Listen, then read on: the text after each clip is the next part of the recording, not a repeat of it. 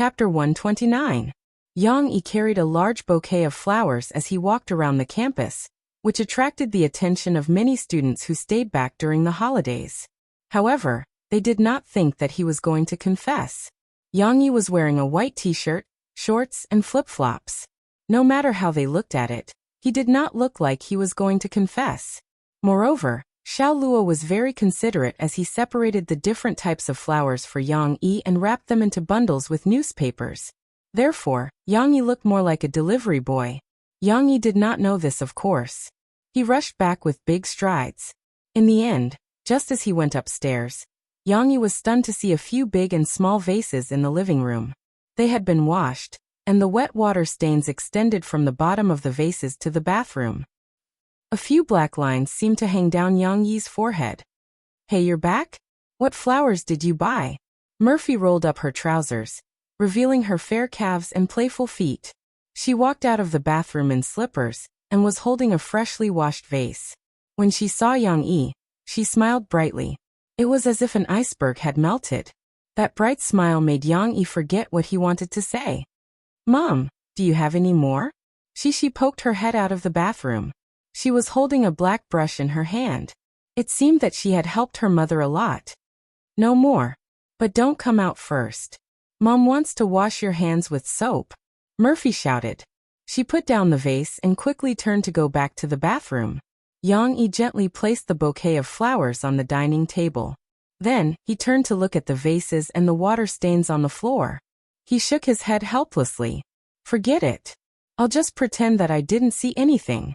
When everything is done, I'll clean it up slowly." Ever since there was a noisy little girl at home, Yang Yi's OCD had improved quite a bit. Of course, this improvement could be put in another way. He could choose to ignore it for a period of time. After a while, Murphy came out with a giggling she. "You've just recovered from your fever. Yet you're still soaking in so much water," Yang Yi reproached as he continued. "You're going to have a relapse later." "It's okay. I basically don't soak in the water. I use the shower head to wash. Moreover, the sun is scorching the water today. It won't affect it at all." Murphy laughed. She was indeed in a good mood. Perhaps it was because of the joy she felt when she was washing bottles with her daughter in the washroom. Now she spoke with a smile. Murphy's smile was actually very beautiful, like 100 flowers blooming. It was even more beautiful than when she was ice cold. She was already an adult, so she should know how to take care of herself. Yang Yi didn't nag. On the contrary, she couldn't wait to interrupt. She took her father's hand and said, "Papa, let me tell you, the water is really hot. Mom said that if she bathes in this water, she will be cooked. And just now Mom asked she to wash her hands, but she didn't dare to." Yang Yi felt funny and touched the little girl's head. He listened to her story for a while before she stopped. "Where did you get these vases?" Yang Yi finally had a chance to ask the question in his heart. "Don't you know? In that painting studio." Murphy raised her head proudly. Her casually tied ponytail was very youthful and pretty. "There is a big box in it, which contains these beautiful vases. But they are not antiques. They used to grow flowers, but I don't know why they were put away later." Yang Yi understood. He had cleaned up the painting studio, but because it was rarely used, it was basically idle. He didn't want to open the things inside. After all, they were things left by Old Master Hu. But Murphy took them out now, so he let it go. Anyway, Old Master Hu also said that Yang Yi could use the things in the house freely. He could even change the furniture that he didn't want. It was best to keep them as much as possible. But Old Master Hu still understood that young people had their own aesthetic standards, so he only asked Yang Yi to take good care of this small building and keep his memory. These vases might have been used by Old Master Hu's wife in the past. Why did they put them away? Naturally, there was an answer to this question. But Yang Yi didn't intend to tell Murphy. He smiled and said, "It doesn't matter. Since you found them, take them out and use them. But be careful not to break them. The main thing is that these are porcelain. They are easy to break. It's not good if the fragments cut she. Murphy nodded and said, "In fact, I want to buy glass vases made of tempered glass. They are transparent and not easy to break. But these vases are beautiful. Look at the flowers and birds on them. They are so well painted. The colors are still so bright after being washed clean. Did you hear what Papa said? Murphy also educated Shishi. These vases can't be touched casually. If you break them, Papa will be very angry. However, the little girl's big eyes were full of wisdom. She said unwillingly, Papa won't be angry. Papa won't be fierce to Shishi. Only Mom will be fierce to you. Yangi couldn't help but laugh. Murphy was ashamed and angry. She pulled Shishi over and pretended to slap the little girl's butt twice. Of course, she didn't use much strength. When did Mom become fierce to you? Yes, Papa never slapped Shishi's butt. Shishi pouted. She would rather die than surrender to the evil forces. Murphy wanted to arrange flowers. Yang Yi, who had nothing else to do, certainly wanted to help. According to Murphy's instructions, he unwrapped the flowers wrapped in the newspaper and took them to the bathroom to wash the mud off the roots. This was not enough. In order to keep the blooming flowers fresh, Murphy also had to cut off the leaves at the roots of the flowers. She even had to burn the roots of some flowers. In this way, the nutrients stored in them can be preserved to the greatest extent, and it can prevent them from rotting. Murphy explained to Yang Yi. Of course, Murphy also had to cut the branches into different lengths according to the layers of the flower arrangement. Not all flowers were treated the same way. For example, daffodils had to be placed in light salt water, while lilies had to be placed in sugar water. Yang Yi didn't understand this at all. He could only sit with Shishi and watch Murphy's performance with admiration. There were more details to the flower arrangement. Putting the big flowers at the bottom first and the small flowers at the top was just a small trick. The number of flowers of the same type in each layer must be an odd number. The number can be different, but the flowers of the same type with an odd number will form a more unique image. Murphy explained. The color combination is also very important. It depends on where the vase is placed.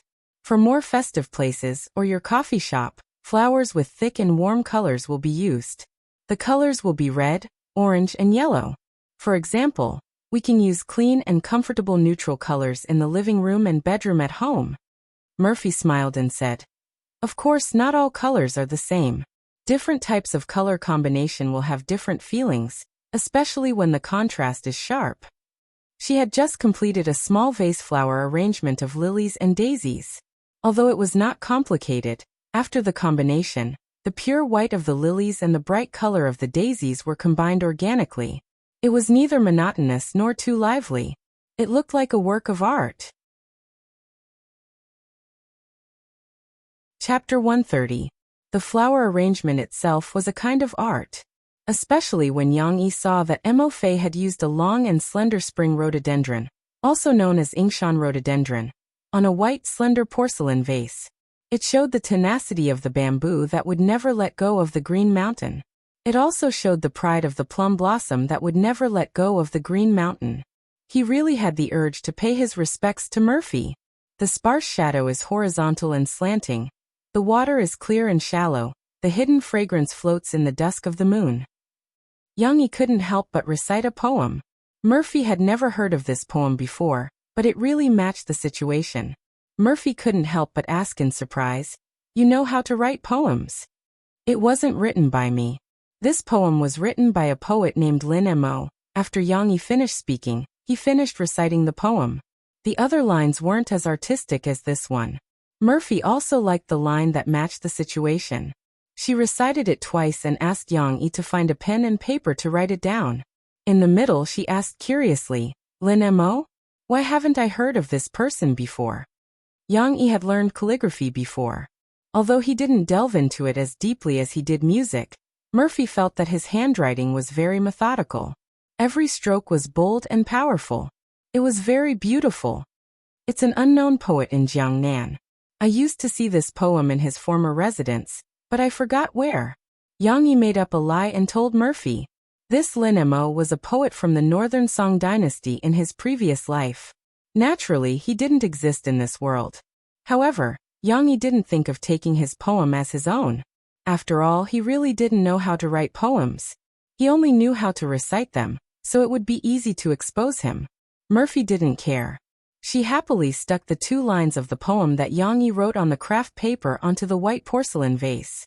This time, the artistic conception was even more profound.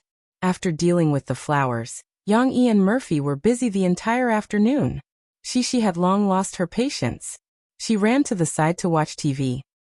What's left is for us to arrange these flowers. Let me see where to place them. Murphy got up and comfortably stretched her body as she spoke. This stretch stretched her cotton short-sleeved home t-shirt, revealing a smooth lower abdomen. Coincidentally, Yang Yi's line of sight followed and caught a glimpse of the spring scenery. Murphy didn't notice. After she put down her arm, she slowly walked to the front of the TV and gestured. You can put our carnations and calla lilies in the TV cabinet, but you have to stay a little further away, or else you'll be affected by the TV's radiation. The corners of Yang Yi's eyes twitched. He wanted to say something but stopped himself. Hey Mom, move away. All of you block him. Cece suddenly yelled out, unwilling to comply. The little girl was watching TV attentively. She couldn't take her eyes off the screen, but someone ran over and blocked her view of the TV. At first, she wasn't angry. She just silently waved her little hand, as if she could push her mom away. However, Murphy didn't move. Instead, when she changed her position, she coincidentally turned around and continued to block in front of she. How could the little girl not complain? She jumped off the sofa and tried to push her mother's butt. All right, Mom is wrong. Mom, move away. Murphy smiled as she comforted her daughter. However, she didn't have time to care about them. She was watching the cartoon. The plot just happened to be tense. The little girl looked back with every step and dawdled for a long time before returning to the sofa. Murphy directed Yang Yi to arrange the flowers next to the TV cabinet and said, Then you can put lilies and daisies on the table because the vase is smaller. At this time, Yang Yi looked at the TV and the flowers. Finally, he couldn't help but say, Murphy, I think, shouldn't we put another pot? That vase is the same as this one. Wouldn't it look better if we put a pot on the left and right? Murphy walked over and studied it. However, she shook her head and rejected Yang Yi's suggestion. No, it doesn't look good. Why? Yang Yi didn't understand. Because it's close to the balcony. The wind is very strong at night, and the flowers are rotten. Murphy explained. Then we can close the window. Yang Yi still wanted to fight for it. It doesn't look good closing the window. It's next to the curtains. What about taking down the curtains? Yang Yi made a very unreliable suggestion. Murphy finally realized that something was wrong. She turned her head and stared at Yang Yi with her beautiful eyes as if they could talk. Yang Yi felt a little uncomfortable. She looked around again. She looked at the symmetrical sofa, and then looked at the dining table that was always arranged with 4 chairs, even though there were only 3 people eating in the house. Finally, when Yang Yi was fidgeting, Murphy said, Hey Yang Yi, are you a Virgo? Yang Yi was immediately unwilling. He said, How can that be? How can I be a Virgo? The date on his ID card wasn't a Virgo. Yang Yi didn't know what constellation he was. He was an orphan in his previous life and didn't know the date of his birth. Of course, he didn't believe in constellations. However, when he thought about how many people on the internet were defaming Virgo, Yang Yi felt that it couldn't be any better. So he firmly denied it. That's true. You were born in December. Murphy saw some information about Yang Yi. But why are you the same as a Virgo? Do you have mysophobia? Murphy asked. I don't have mysophobia. Yang Yi complained. Finally, under Murphy's gaze, he sighed and said, Okay, I just have a slight obsessive-compulsive disorder. It's not mysophobia.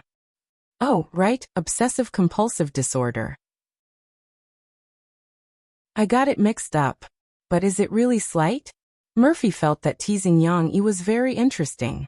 She put her hands behind her back and deliberately pretended to be strong. The corner of her mouth couldn't help but reveal a smile. Yang Yi finally gave in.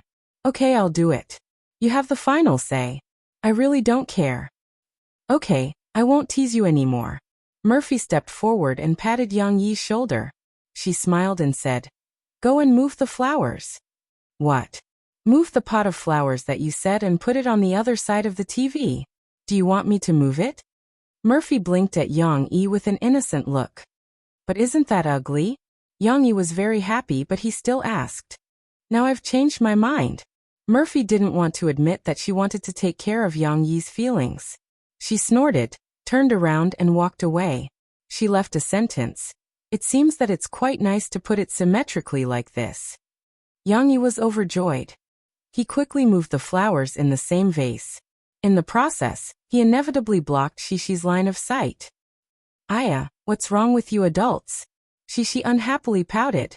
Yang Yi moved the vase and put it in the position that he had already thought of. He looked back. Hee. All of a sudden, his heart felt comfortable. Yang Yi was in a good mood. He walked over, held Shishi's little face, and kissed his daughter's forehead. However, Shishi was not happy. Her father's hand covered her eyes. I can't see, the little girl complained. Chapter 131. Although Murphy went on a vacation, as Murphy's agent, Mo Xiaowan didn't have a vacation. She still had to go back to the company to deal with Murphy's work and arrange her future itinerary. However, these days there were more and more people gossiping. Some people, after half a month, don't even make a move, and still say that they have collected enough songs to make an album. On the corridor to the pantry, Mo Xiaowan could hear someone deliberately raising their voice. Isn't that right?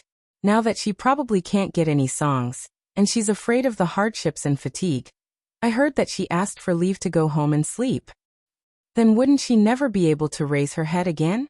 Is she willing to stay on the second and third lines like this? Who knows? Anyway, she's old and she's still giving birth. Cough that, you know? She still wants to be a star, dream on. I understand. Didn't Sister Ling give a gag order? If it was some time ago, Mo Xiaowan might have quarreled with the other party, but now, Mo Xiaowan learned to ignore it. However, Mo Xiaojuan's temper was still there. She nodded with a smile on the outside, but in her heart, she was fiercely thinking, damn it, a bunch of little bitches. When my sister counterattacks, see if I don't tear your mouths apart.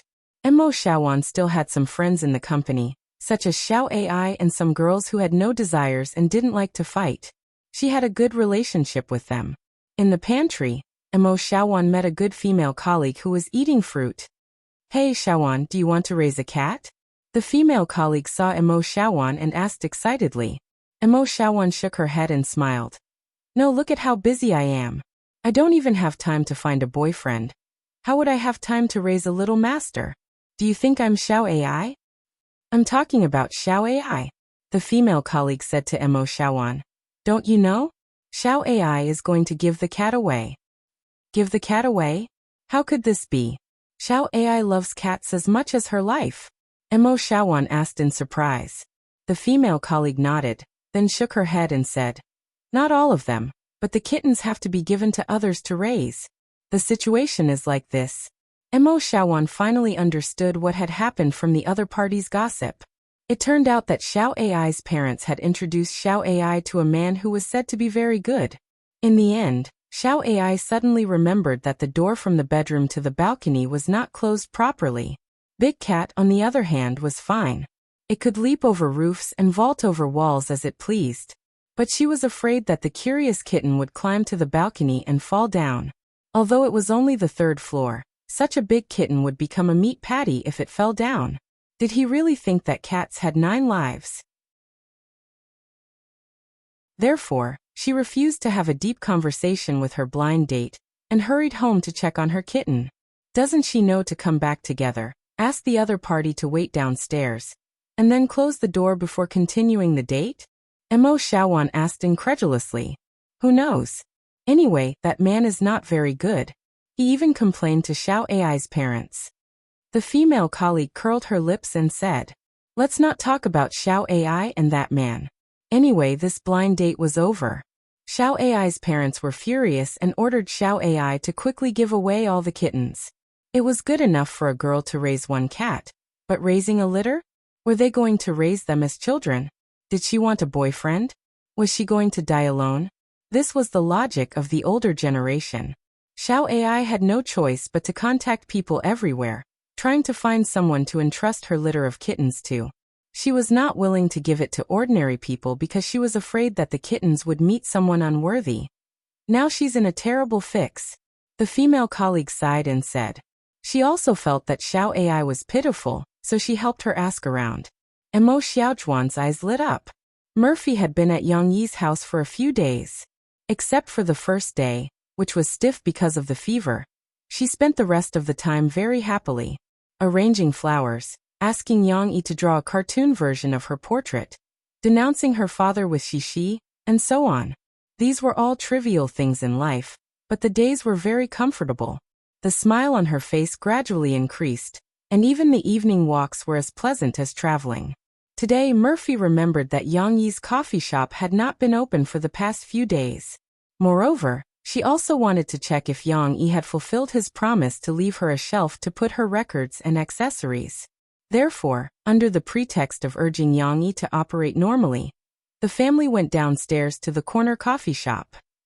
She usually didn't notice it, but today when Yang Yi came out of the shop with the signboard and hung it up, Mo Fei finally noticed the name of the shop. Ah, Yang Yi, why is your coffee shop also called the coffee shop on the corner? It's very similar to the song, Long Time No See by Chen Yijia. Oh really? I also like this song, so I changed it later. Yang Yi said calmly. Really?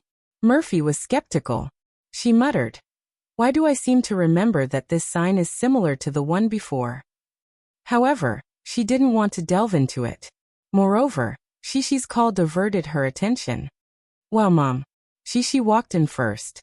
When she saw the grand piano in the shop, her eyes lit up. She ran back, took her mother's hand, and said as if she was presenting a treasure, Mom, I'll show you something. What is it? Murphy was taken to the piano by her daughter. It's this. Papa said this is a piano. Shishi was worried that her mother would misunderstand like her, so she took the initiative to explain, but it doesn't eat steel. Yang Yi, you bought a piano? Murphy was surprised at first, and then she was puzzled by her daughter. What do you mean it doesn't eat steel? Yes, I suddenly felt that it would be good to put a piano in a coffee shop, so I bought it. Yang Yi couldn't help but want to laugh. He told Murphy about the day when Shishi compared the electronic piano with the piano. Haha, Shishi, you silly girl. Murphy was amused by her daughter. I'm not stupid. I can play the piano. The little girl sat down on the small stool in front of the piano with her chest out, and asked her father to open the cover for her. The little girl stretched out a finger, poked the white key, and then poked the black key. Well, in her opinion, if she could make a sound, then she could play the piano. Get up, Mom will play for you, see what it means to play the piano. Mo Fei's memory of learning piano when she was a child was stimulated by her daughter's lovely performance, so she said excitedly. Okay, Shishi wants to see Mom play the piano. Shishi jumped down happily. Yang Yi also watched with interest, watching Murphy elegantly sitting in front of the piano. He heard Murphy sing a lot of songs, and even watched some videos of Murphy's early performances, but he has never seen Murphy play the piano. Ding ding dong dong. Murphy played a string of notes from left to right on the piano, and then she began to play. It was one of her old songs. Yang Yi recognized it when he heard the prelude, and said, Tender memories? Murphy turned to look at Yang Yi, smiled and nodded. Chapter 132. So I can't let go of this memory. Smiling in the wind with your gentleness, so familiar. Just like snuggling together under the moonlight. Murphy played steadily and hummed softly, the low but pure piano sound, accompanied by her clear and affectionate singing, echoed in the coffee shop. Shishi was still okay. She just felt that Mom was very good, but Yang Yi was completely intoxicated. He couldn't help but close his eyes, leaving only his ears to feel the rhythm of the music in this space. Ah, where's the applause? Shishi, where's your applause? After Murphy finished playing, her voice made Yang Yi come back to his senses. Mom is the best. Shishi giggled and threw herself into her mother's arms. Yang Yi was also at the side, smiling, gently clapping his hands to offer his late applause. By the way, Yang Yi, you didn't make it clear just now. Why did you buy such a grand piano and put it in the shop? At this moment, Murphy gently stroked the logo on the piano and said in surprise, It's Theodore's grand piano. On TV, when you see other people's coffee shops, There will usually be a piano. It will look very good. So I thought about it and added one in the shop. It just so happened that last month's royalties were paid, so I have some money left. Yang-yi explained simply. Murphy didn't delve into it. She was also used to spending money extravagantly. She didn't think that Yang-yi bought a piano and put it in the shop was wasteful. She just asked in amusement. Do you know how to play the piano? You didn't buy it back just to wait for me to play it for you, right? Perhaps, it would have a different pink effect. However, how could Yang-yi be this kind of person who would say such sweet words? He calmly shook his head and said, Of course not. I also want to learn how to play the piano. I used to know a little bit, and I like it. You can play the piano? Come on and show us. Murphy said excitedly. It's time to show a little bit of new skills, although Yang-yi didn't intend to show off too much at once. What are you playing? Yang-yi sat on the piano and asked with a smile. I want to play too. She was overjoyed. She ran to her father's side and snuggled up to him. Anyway, the bench was quite long, so Yang-yi didn't care. What else do you want to play? Murphy was a bit speechless. Don't tell me.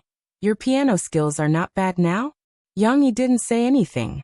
He just followed Mo-Fei's example and played a melody from left to right on the piano, crossing his left and right hands. Although it seemed that he was not as skilled as Mo-Fei, and he even missed one or two notes, Mo-Fei was still surprised to see a trace of clue. Yang-yi really learned how to play the piano. Other things aside, at the very least, the sitting posture, the angle of the hand and elbow, the height of the wrist and the strength of the fingers playing the piano were all just right. Without formal learning and a period of hard practice, it would be very difficult to do it. However, Murphy now has a fairly good ability to accept Yang-yi's skills from time to time. She didn't question, but helped Yang-yi think of a song to play. She suddenly had an idea.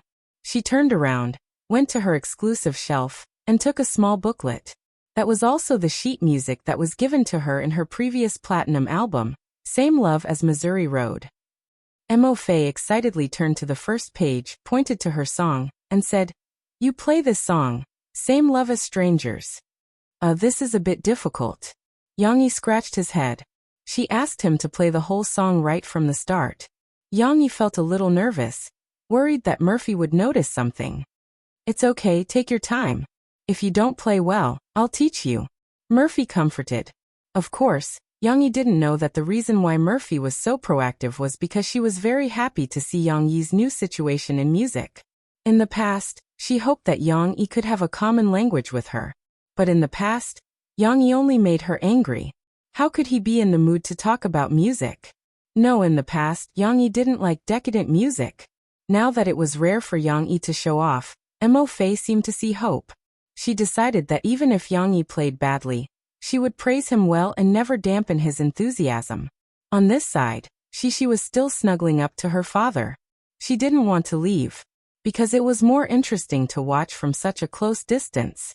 Even when she saw her father raise his hand and put it on the piano, the little girl was interested and stretched out her long and thin arms to press on the piano twice. Do you want to play a duet with your father? Yang-yi smiled and gently touched Shishi's little head. Shishi naturally didn't understand the meaning of a duet, but she cleverly nodded her head vigorously. In the future, Mom will teach you how to play. Come down, now it's your papa's time to perform. Murphy advised. Shishi naughtily shook her little head, squeezed into her father's arms, and crisply said, No. It's okay, our Shishi is very obedient. After Dad starts to play, she won't disturb Dad. Promise Dad that you'll be obedient and don't reach out, okay? Yang-yi stretched out his big fist. It was easier to accept her father's words.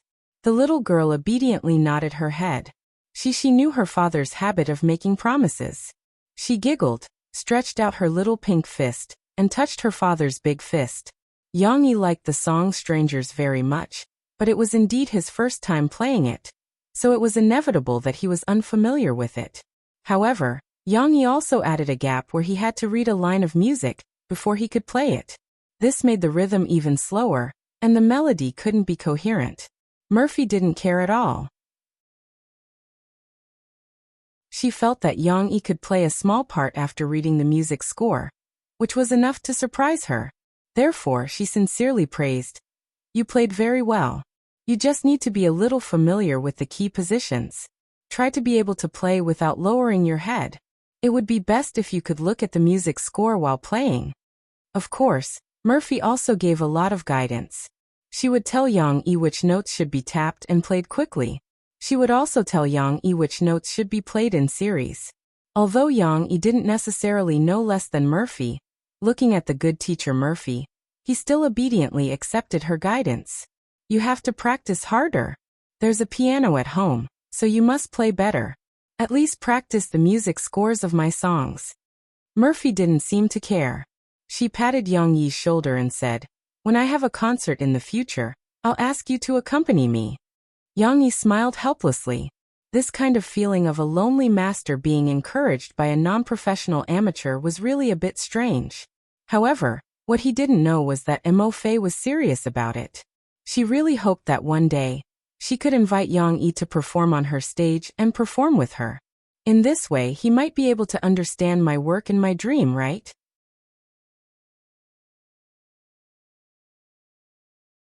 Chapter 133.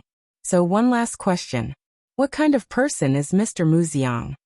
In Shanghai, a famous talk show, Zhixin Interview, created by the famous host Luo Xian, was in the middle of recording a new episode. The popular artist that Luo Xian had invited this time was Chen Yijie, a popular artist from Harbor City, who was currently very popular in China. We all know that Mu Xiang is a very mysterious songwriter. Not only did he hide his personal information on the Copyright Protection Association's website, but he also kept the other songs that he created confidential. Luo Xian explained to the camera. She was close to 50 years old, but she took good care of herself. She was still radiant, graceful, and intellectual on the stage, which made her gain many male fans of different ages. Such a talented songwriter can still keep his inner peace and doesn't want to be disturbed by the outside world. It's really rare in our entertainment circle. So we are very curious. What kind of person is he? Luo Xian smiled. Chen Yijie scratched his stylish hair. He was a person who didn't care much about his personal image, so his hair became a little messy as he scratched it. He wondered if the stylist backstage would want to beat him to death. How should I put it? I received Mr. Mu Xiang's request, and he said that I can't disclose his personal information to the public, Chen Yijie said awkwardly. It's okay. We can talk about some insignificant information within an acceptable range. It's also to satisfy the wishes of so many fans of long time no see, right? Luo Xian smiled. The invited audience were all students from the nearby Film and Television Academy. They could satisfy their wishes of watching the show closely. And of course, they had to fulfill their responsibilities. So they didn't hesitate to shout, yes. Okay. Chen Yijie cupped his hands and smiled. Since I'm on Luo Xian's show, I have to give something. How about this, you ask me, and I'll tell you what I can. If I can't, I'll sing a song to apologize, okay? Actually, these were all communicated before the recording of the show, and Chen Yijie was just following the script. Okay, Mu Xiang is a teacher, so there is no doubt that he is a man. But please allow me to make a small guess. Judging from his lyrics, the emotions he expresses are quite deep and full of the sorrowful charm of a mature man. Of course, Eason's acting was outstanding too. Luo Xian smiled. I guess Mr. Mu Xiang is a middle-aged man. Am I right? Chen Yijie shook his head with a smile and said, no, Mr. Mu Xiang is a young man. She's much younger than me. Oh, young man. Then his fans are also very lucky. Luo Xian pretended to be exaggerating, which caused the female fans below the stage to cheer, as if they were very happy to hear that Mu Xiang was a young man. He's relatively young, but he's also a very mature person. You can tell from his lyrics, Chen Yijie added. Is Mu Xiang handsome? In front of the camera, Luo Xian acted like a little fangirl and asked with sparkling eyes. Handsome? Compared with me, he's more handsome. Chen Yijie answered without hesitation, and then he smiled. Oh, Eason, don't belittle yourself. You're the most handsome man in my heart. Luo Xian also smiled. The effect of this show was perfect. To be honest, Chen Yijie really had nothing to do with being handsome. Compared with the 4 heavenly kings in Harbor City, he got to the throne step by step with his singing. When he said that others were more handsome than him, everyone laughed tacitly. By the way, I still don't understand. Since he's a handsome and talented young man, why did he choose to hide his identity instead of choosing to debut at such a good time? We all know that in fact, there are too many young people who want to enter the entertainment circle, but they are not as popular as Mu Ziong now. Naturally, they won't be favored by the entertainment companies, Luo Xian said. At this moment, the audience below the stage was silent and looked at Chen Yijie closely. They were also the young people who wanted to enter the entertainment circle but had no way to do so, as Luo Xian said. Is it because he was hurt by a love affair? Luo Xian asked. The song Long Time No See seems to tell a very sad story of a broken love. As for the love affair, it's more personal. I didn't ask Mr. Mu Ziong. But as for why he didn't choose this path, I think it's because everyone has his own ambition. Chen Yijie thought for a while and said, when we met in his shop, Mr. Mu Ziong gave me the feeling that he was a hermit. Sorry, I need to say it in Cantonese. He's a great hermit who hides in the city. Maybe his past is not simple. Maybe he used to be magnificent in other places. But now Mr. Mu Ziong enjoys his own peace and the happiness accompanied by music. Luo Xian was indeed a famous host. She immediately found the secret in Chen Yijie's words. She suddenly asked, his shop? What shop did Mr. Mu Ziong open in Jiang City? He opened a shop in Jiang City. Oh. Chen Yijie was just expressing his feelings, and now he almost blurted out the answer to Luo Xian's question. Fortunately, he came to his senses quickly and immediately covered his mouth. Luo Xian, you cheated. You can't continue to reveal this. Luo Xian made an annoyed expression. She spread out her hands and said to the camera, Mu Ziong's fans, I can only help you this much. Mu Ziong has a shop in Jiang City. If you look carefully, you might find it. Well, since you can't say it, Yisun, you have to sing as punishment. Luo Xian laughed. That's not a problem. What do you want to hear? Chen Yijie was also free and easy. He stood up from the sofa with the microphone. Needless to say, the audience below the stage were all shouting, Long time no see. After all, Chen Yijie's new album only had one Mandarin song that everyone could understand. The scene changed, and the sofa for the interview was removed, revealing a wide stage. Under the brilliant arrangement of the lighting engineer, it also presented the appearance of a small karaoke hall. The surrounding accompaniment sounded, and Luo Xian swayed along with the audience below the stage who stood up. I've come to your city. Chen Yijie stood in the middle of the stage and sang with deep emotion. At this time, it was already past 11 o'clock at night. Shishi had already fallen asleep. Yang Yi turned off the computer and walked out of the study after moving some manuscripts as usual. The living room was still brightly lit. Yang Yi walked over and saw a beautiful figure standing alone on the big balcony.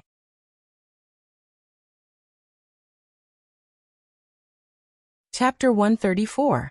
Murphy stood on the balcony. Her eyes were somewhat blurred as she looked at the Grand Canal with only a few lights on the shore. The night wind blew her loose hair, but she didn't care. She just silently thought about her worries. Suddenly, a weight came from her shoulder. A coat was draped on her shoulders that were a little cold from the river wind. Murphy looked back and saw Yang Yi's angular face. Although he was facing the light, he was still so familiar and handsome. Why aren't you resting? Yang Yi walked to Murphy's side. He also leaned on the railing and leisurely leaned on it. Can't sleep. Maybe I had a lot of fun playing the piano today?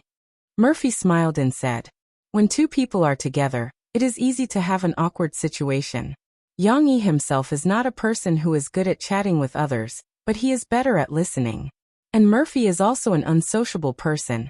The two of them are like a closed jar, talking suddenly. The atmosphere was very awkward. After a while, Murphy seemed to have made up her mind. She said to Yang Yi, you know about my new album, right? Yang Yi hesitated. He didn't know how to answer. New album? Which new album? Is it the comeback album that was released before? Or is it the new album that is now preparing? If it is the latter, Yang Yi felt that if he wasn't Mu Xiang, it would be difficult to get the news that Murphy is preparing a new album. The situation is very bad? Yang Yi hesitated for a moment, and chose the former. Murphy nodded. Her expression was calm, but there was bitterness hidden in the depths of her voice. It is the worst album since my debut. Yang Yi was silent for a while, then said, I can see that you have been under a lot of pressure these 2 months. However, Murphy didn't want to complain to him. She has long been used to bearing the burden alone, and then moving forward with the burden. Mo Fei calmly said to Yang Yi, now there's a chance. My fan wrote a song for me, and it's very well written. If I don't say his name, I'm afraid it'll be difficult for you to guess who he is.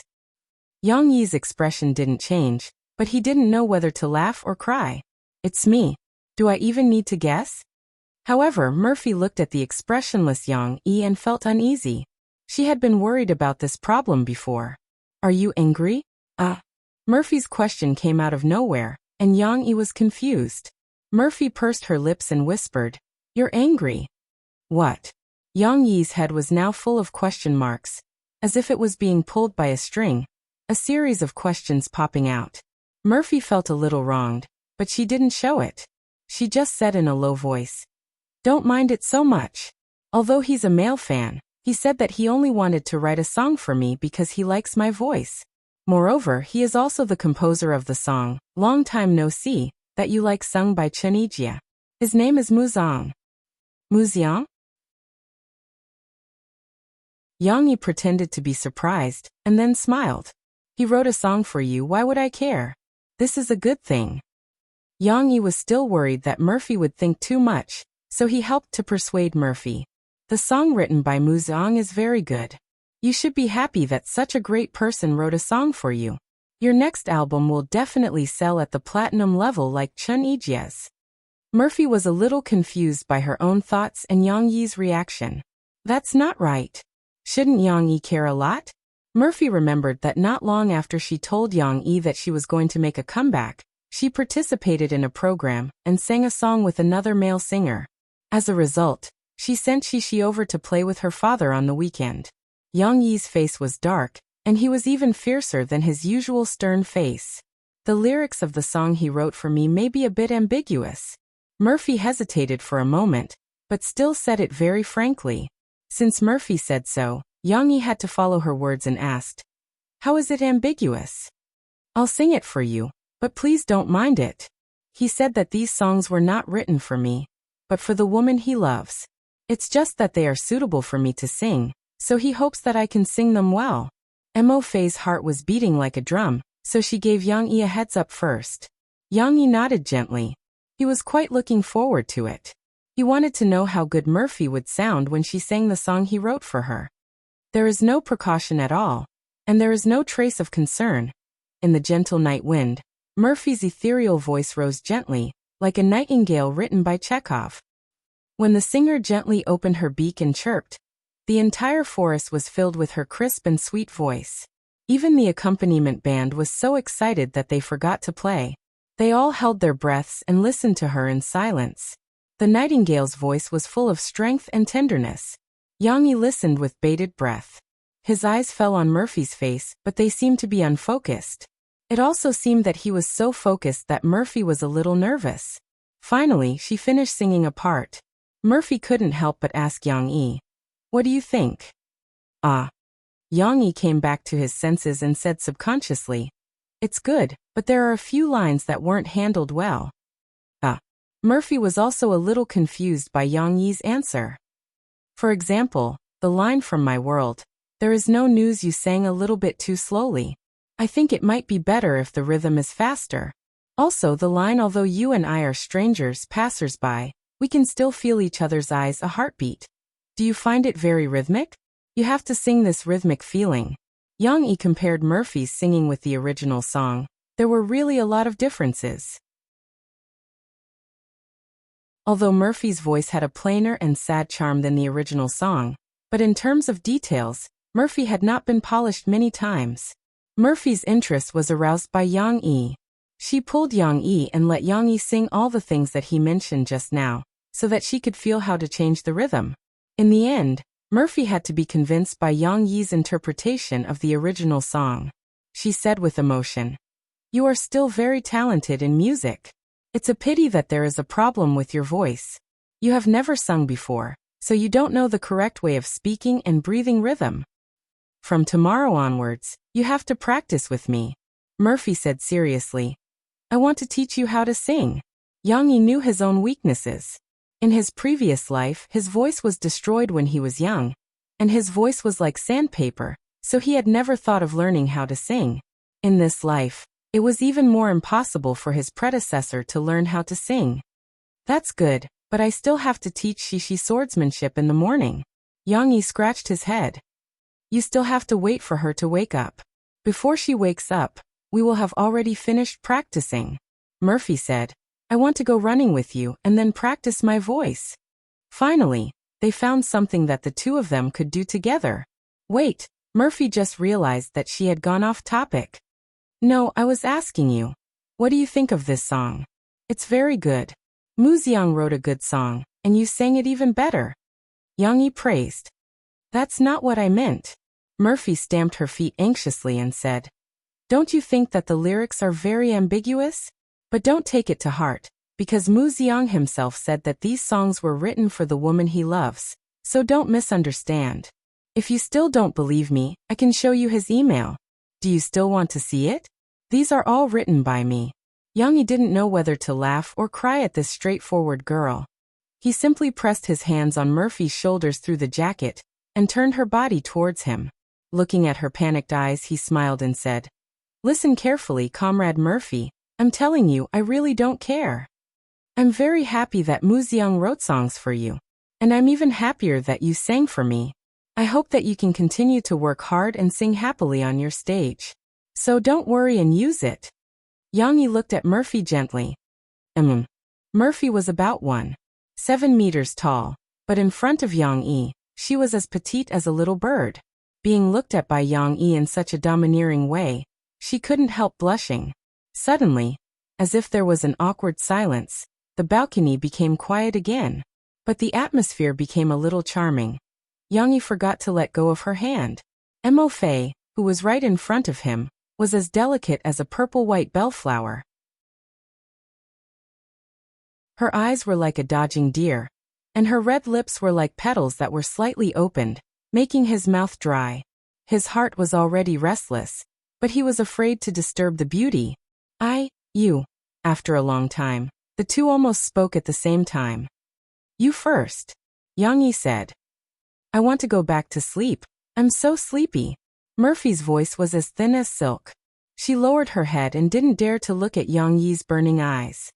That's what I mean." Although Yang Yi was a little disappointed, he immediately let go of his hand and said softly, "It's late, you should rest. You said you had to wake up early tomorrow." Murphy shyly lowered her head and walked to the living room, but stopped and turned her head. She looked at Yang Yi and bit her lower lip. "Tonight, thank you." Not sure if she was thanking Yang Yi for giving her the jacket, or thanking Yang Yi for his understanding.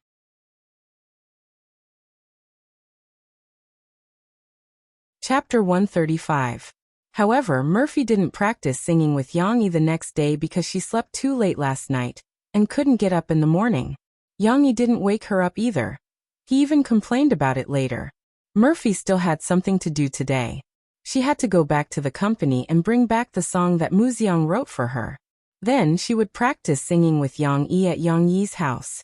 Although it was a bit stupid to practice singing during a vacation, Mo Fei felt that it was better to practice singing with Yang Yi instead of wasting his life doing nothing every day. It could speed up the progress of the new album in the future, and it could also cultivate the relationship between the two of them. It was two birds with one stone. The owner of the coffee shop, Yang Yi, didn't want to open the shop at all. He thought that he had nothing to do anyway, so he drove his tyrannical wolf and sent Murphy back to the company. She was happy because she could go for a ride in the car again. But something was wrong. Because her mother was sitting in the car, her father didn't open the window for her. The little girl felt that something was missing from the ride. Tyrannical Wolf's engine is a military standard, and it is full of power. Yang Yi drives on the ring highway, speeding all the way. In Cece's excited cries, They arrive at Tianmei's building. Shishi, be good and wait for Mom downstairs with Papa. Before Murphy got out of the car, she kissed Shishi on the cheek. Mom, I want to go up too, Shishi said with a pout. No, your Papa's car can't enter the parking lot. There are too many people outside. Mom can't take Shishi up. Murphy explained. Mom will go and come back quickly. However, she wasn't very confident. Although it wasn't very troublesome to bring down a stack of printed paper, Mo Shawan had mysteriously told her over the phone that there would be a surprise. She didn't know if it would delay her time. Okay then. Shishi nodded obediently. Then I want Papa to tell me a story. Okay, but you are not allowed to talk about Journey to the West. Murphy laughed. Journey to the West can only be told when Mom is here. Mom also wants to hear it. Murphy wasn't too interested in Yang Yi's other fairy tales. After all, they were still a little childish.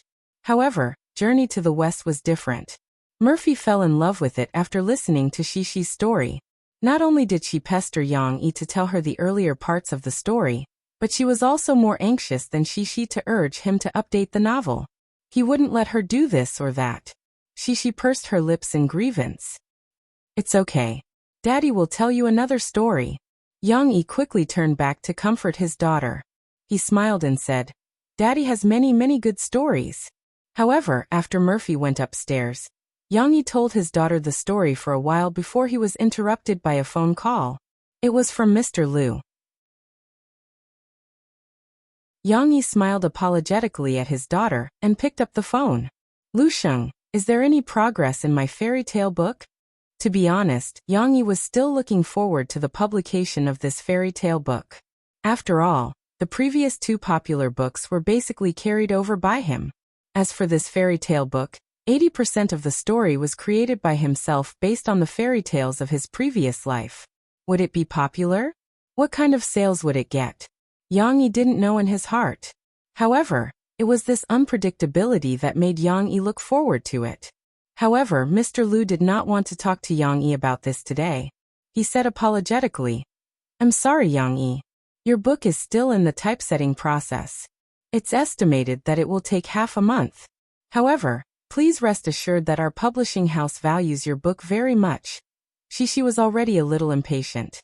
She shifted her little butt in the back seat, moving here and there for a while. However, she was still quite obedient and did not disturb her father's work. Mr. Liu was long-winded and finally got to the point. I called to disturb you today because a big director came to our publishing house and asked for your contact information. He wants to talk to you about the film and television copyright of Soldier's Assault and Drawing Sword. Yang Yi was still very interested in this news. After all, he knew that these two books had great potential for adaptation. In his previous life, needless to say, Drawing Sword won the ratings of Central TV that year. On the other hand, Soldier's Assault caused a sensation. Not only was the TV series discussed all over the country, but it also received generous returns in terms of ratings and awards. Of course, a good script could also be made into a bad film, such as the current fresh meat version of Drawing Sword. The selection of actors was very important, and so was the director's skills. Yang Yi did not want these two classics to be made into bad films. Who's this big director? Yang Yi asked. Oh, look at me. I forgot to tell you. It's director Chen Fengchen. Mr. Liu said excitedly. Dramas like Capital City, The Age of War, and Flying Tiger and Snowfield were all filmed by him. Yang Yi was not as excited as Mr. Liu because he had never heard of this name, nor had he watched these TV dramas. After all, his predecessor almost never watched TV dramas and only watched the news. Give him my address and contact information, and ask him to come to Rivertown to find me, Yang Yi said calmly. He decided to get to know Chen Fengchen first, and see how good his directing skills were. According to Mr. Liu's introduction, it seemed that he had directed many war dramas, which might be in line with Yang Yi's choice. However, Mr. Liu was a little shocked by Yang Yi's words. You're asking Director Chen to come to Rivertown to find you? Yes, is there a problem? Yang Yi was puzzled. That's Director Chen Fengchen.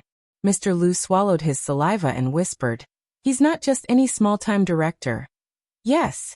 Although old Master Chen was in his 60s, With his qualifications, no matter who it was in the entertainment industry, they would have to respectfully greet him as an old senior when they met. After being in the industry for so many years, not only did he teach a lot of disciples, but his TV dramas had made so many celebrities famous. How could Yang Yi have the nerve to ask old Master Chen to meet him in River Town? If others found out, wouldn't he be drowned in their spittle? How old did you say he was? Yang Yi frowned and asked. In his early 60s? Mr. Liu didn't remember clearly. In fact, Yang Yi was quite disgusted by Mr. Liu's persuasion. He wasn't afraid of any authority. No matter how strong his background was, or how bad his temper was, he wouldn't bow his head. However, the old man had another opinion. Yang Yi had always respected the virtuous and talented old men, just like how he was respectful to old Master Hu. How about this? You tell him that I really have something to do this month and can't leave. In September, I'll visit him in the capital. We'll talk about the business later.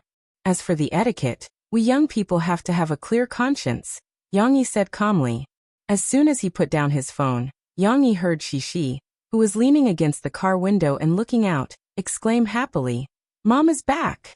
Murphy came back with a big corrugated box in her arms. He didn't know what was inside, but her usually cold face was full of smiles.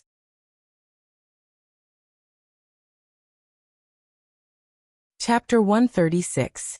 Yang Yi, Shi, I have a surprise for you. Mo Fei stood outside the car with a corrugated box in her arms. Her bright eyes and the smile that revealed a few neat and white teeth dazzled Yang Yi a little. What's the surprise? Shi blinked her big eyes and asked expectantly. Mo Shaowan came out from the back and pushed Murphy. She shouted, get in the car first. Sister, you're standing in public like this. Aren't you afraid of being photographed? Murphy sat in the front passenger seat, while Mo Shaowan and Shi sat in the back. Look, Murphy just sat down, and before she put on her seatbelt, she impatiently reached into the corrugated box and took out a little kitten that looked like it was stained with ink. Mo Fei held the little kitten's belly with one hand and held its little butt with the other hand. The little kitten turned its head uneasily and opened its mouth to let out a cry. Meow! Her childish voice was so adorable. A kitten? Shi, who was in the back seat, cried out in surprise. The little girl covered her mouth, and her big eyes were filled with joy and disbelief. A kitten? Yang Yi's reaction was very different. He opened his mouth and asked. It seemed that Yang Yi was not surprised, only shocked. Not just one. Murphy passed the kitten to her left hand and held it in front of her chest. Then, she took out another kitten from the corrugated box with her right hand. Okay, now there are two kittens meowing. Wait. Yang Yi clearly heard another meow. There are three in total. Mo Shaowan proudly said. When I told Xiao AI, she had already told others that she would give some away, so there were only three left. But I have a good relationship with Xiao AI, so I can choose. Yang Yi felt like he was going to collapse. One kitten is not too much? She actually gave me three at once? Speaking of which, why did he get three of them? Wasn't two good enough? Don't they know that odd numbers can't be made symmetrical? I like it. Quick, Auntie Shaowan, help me take a look. Shi shouted anxiously. She was tied to the child seat and was eagerly looking forward to seeing the kitten. Mo Shaowan carried the slightly larger kitten that Murphy had rescued before. Shi was delighted. The little girl looked at the delicate kitten and was still a little worried. On one hand, she was worried that she would accidentally hurt the kitten, and on the other hand, she was a little afraid that the kitten would bite her. The kitten was almost 2 months old and had all its baby teeth. However, Shi really liked it. She couldn't help but reach out her little hand and stroke the little cat's head. The cat's fur was soft and very comfortable. After the little kitten was touched, it narrowed its eyes and raised its head. This scared Shi so much that she quickly retracted her hand. It's okay, it won't bite you. It's very happy that you're touching it. Mo Shaowan laughed. Shi then beamed with joy and played with the kitten. The kitten even rubbed its soft little ears against her palm. The little girl was very happy. You don't like cats? Murphy's happiness had passed. She keenly noticed that Yang Yi's emotions were not as excited as her daughter's. Yang Yi smiled awkwardly and said, "It's not that I don't like cats. It's just that they shed their fur." He really couldn't say whether he liked or disliked cats. For pets like cats, which required emotional investment, Yang Yi had refused to get close to them in his previous life. He was afraid that they would be as troublesome as women. Dogs were the same. And they all shed their fur and often made themselves dirty. Shed their fur. Murphy understood. She remembered the conversation she had with Yang Yi when she was setting up the vase. She smiled until her eyes were like crescent moons. No, this kind of British short hair shed very little fur. It would still shed. Besides, shedding fur is very normal. Murphy laughed. We women have such long hair, and we often shed some on the bed. But I don't think it's a big deal. The room is still very clean. She still had the nerve to say that. Yang Yi was speechless. When Murphy was at her house, she probably had a nanny to clean up. After she came to his house, wasn't it Yang Yi who cleaned up? Yang Yi had to clean the drain in the bathroom every day. Otherwise it would be blocked by the black hair, and then the water would flood the Jinshan mountain. Not to mention the bedroom. Before Murphy came, Shishi's long hair was often found in this and that corner. Yang Yi was a little suspicious that women were not made of water, but of hair. The so-called cleanliness that Murphy said she saw was the result of his hard work. However, there was no need to care about this. Yang Yi smiled reluctantly and said, "It's okay. I actually don't care that much. Since you and Shishi both like it, then let's keep it." Anyway, there was a shedding creature in the house that needed to be cleaned up, and there were 2 shedding creatures that also needed to be cleaned up. Since there were already 2, what was the harm in adding 3 more? Murphy giggled. She was quite satisfied with Yang Yi's tolerance, just like when they were setting up the vase. Although Yang Yi felt uncomfortable in his heart, he still magnanimously accommodated her. However, Murphy was not a capricious person. If Yang Yi gave in to her, Murphy wanted to return the favor. The kittens are still young. Let's keep them for a month or 2. When they grow up, we'll put them in the coffee shop and let them play by themselves. Murphy said softly to Yang Yi. Let me tell you, there are some coffee shops in Binhai that use cats as their theme, and they attract a lot of customers. Yang Yi, of course, knew what Murphy was talking about. Cat-themed coffee shops that specialized in attracting artistic youths who liked to play with cats. In his previous life, he had heard of many of them. There were even maids-themed coffee shops, let alone cat-themed ones. Since they were going to keep cats, the poop picker had to buy equipment for his masters. Under Mo Xiaojuan's directions, Yang Yi drove to the nearby pet street. Murphy's identity was special, so she couldn't get out of the car. She stayed in the car with Shishi to play with the kittens. Yang Yi followed Mo Xiaojuan out of the car to shop. There are a lot of things to buy. Xiao AI gave us the food bowls, but there's only a week's worth of cat food, so we have to buy it. We also have to buy cat toilets, cat litter, and toilet mats for cats. You don't want cats to stink up the house, do you? These things need to be taught from a young age. Mo Xiaojuan walked in front, holding a piece of paper, and mumbling as she walked. Of course, she was not a qualified cat slave. These were the lessons that Xiao AI had prepared for her. We definitely need cat cages. If they don't listen to us in the future, we can lock them in as punishment. Mo Xiaojuan gloated. We also need cat beds, cat climbing frames, and their toys. Oh right, we have to buy paw sharpeners, cat nail clippers, combs. Yang Yi's temples swelled. Was it so troublesome to keep cats? He didn't know that Xiao AI had vaccinated the kittens before. Otherwise, there would be more troublesome things to do. Just as Yang Yi and Mo Xiaojuan were shopping in the pet shop, Mo Xiaojuan suddenly rolled her eyes. She reached out and pushed Yang Yi, urging him to go to a corner where they could talk in private. Brother-in-law, are you rich? Mo Xiaojuan looked at Yang Yi expectantly.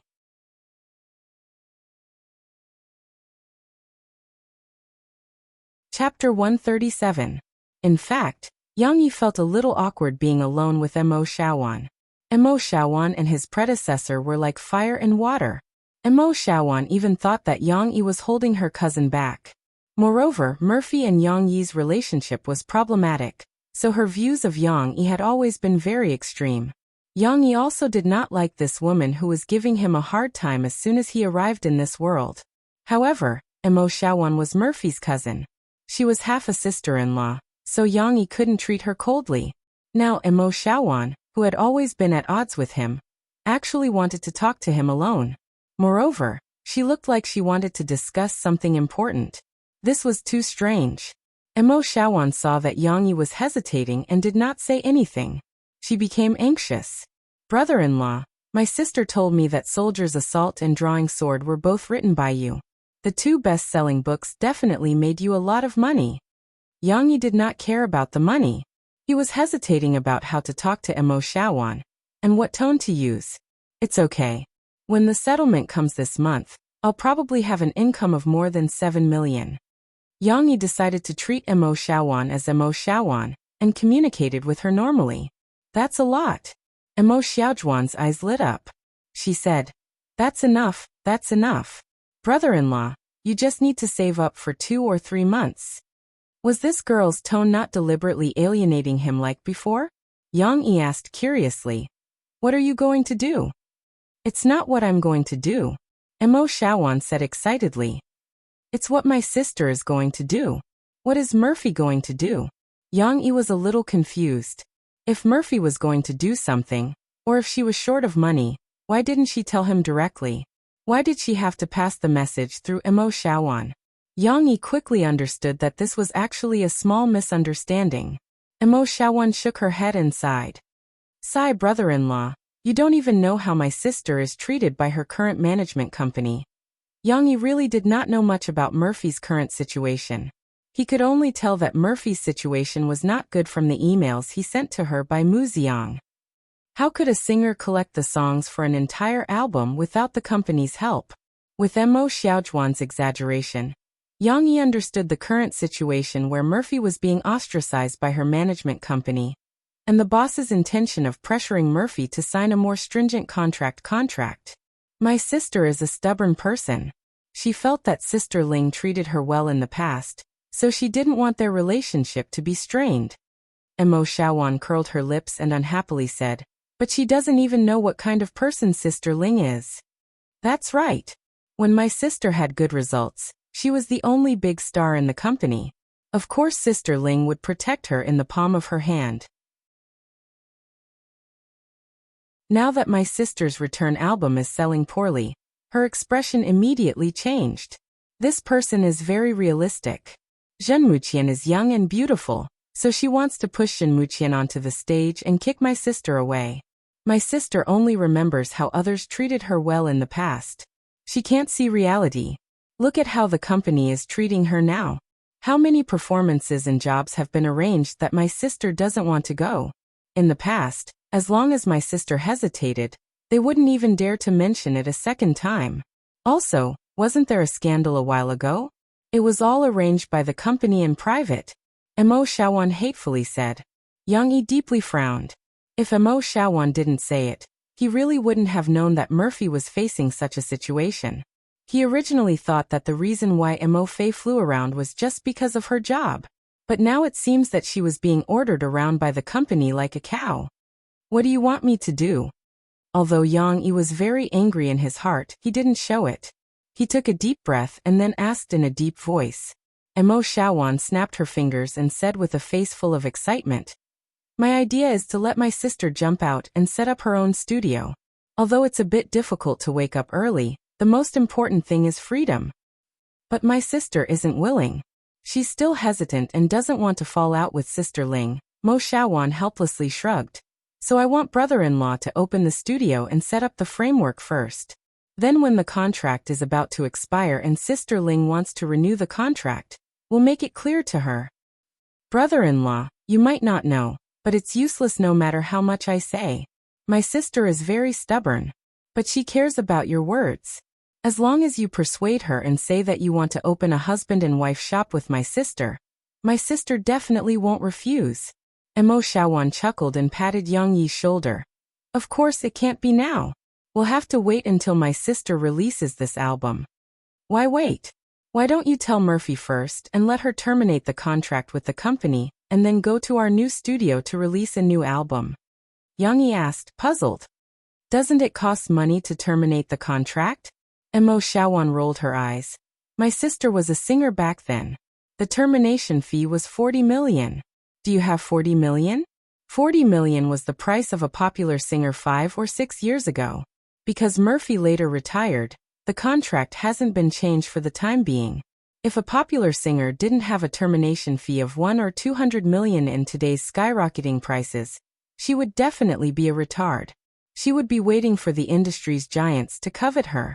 Of course, Murphy's Waterloo was not worth 40 million according to the current prices. I can borrow it and spend the money to terminate the contract. I'll earn it when the money is gone. I don't want to stay in that company and ruin my mood, Yang Yi said indifferently. At worst, he could borrow 40 million from Fu Jun, or sell the film and television copyrights of Soldier Assault and Drawing Sword at a low price. Then he would bring a few best-selling books over to make money. He had never heard of a money problem that could stump a reincarnated person. Well, brother-in-law, even if you have 40 million, we don't need to spend it here. There's a reason why I don't want my sister to terminate the contract early, Mo Xiaowan explained. First of all, my sister needs to use this album to prove herself. Muxiang's songs are very well written.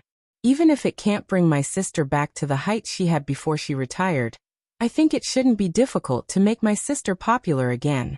However, running a studio isn't something that can be done with money. If you're not an A-list celebrity, it's very difficult to compete with big agencies on your own without the support of popularity. Otherwise, why would many small-time celebrities have to endure the exploitation of agencies, while those who opened their own studios were mostly big stars who had been famous for a long time? Moreover, Tianmei now has the resources we urgently need. If we jump out and open our own studio now, how are we going to record? How are we going to shoot a music video? How are we going to sell the album? What about publicity? Mo Xiaowan said. We're a newly established studio. It's impossible for us to gather so many resources in a short time. Yang Yi had to admit that Mo Xiaowan's words made sense. So in this year, we have to first set up the framework of the studio. I'll gradually invite the professionals I've known over the years to join us, or recruit and spend money to poach people. When my sister's contract ends and she joins brother-in-law's studio, the transition can be completed smoothly, Mo Xiaowan said confidently. Over the years, she hadn't been in the entertainment industry for nothing. She had a lot of resources in her hands, but it would take time to arrange them. Not to mention anything else, Mo Xiaowan had made up her mind to secretly poach people from her old company and persuade a group of capable and experienced friends like Xiao AI to join them. Of course, Mo Xiaowan snorted and said proudly, the most important reason is, how can we run away like this? This album must be released in Tianmei, and we must get good results. When the time comes, they'll be surprised and regret it.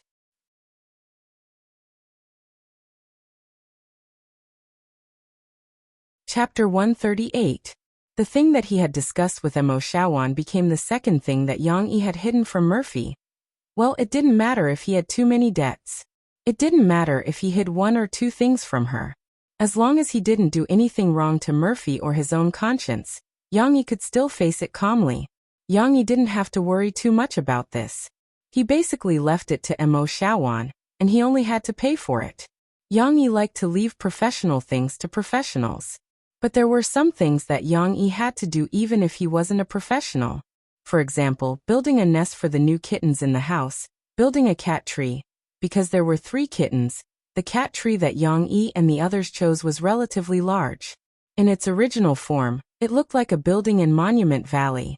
But before it was assembled, it was just a piece of plank, a tube of cardboard wrapped with hemp rope, and a piece of flannelette. What Yang Yi needed to do was to assemble it in a corner of the living room for the owners to play with in the future. There is no justice. A cat can enjoy such luxurious treatment.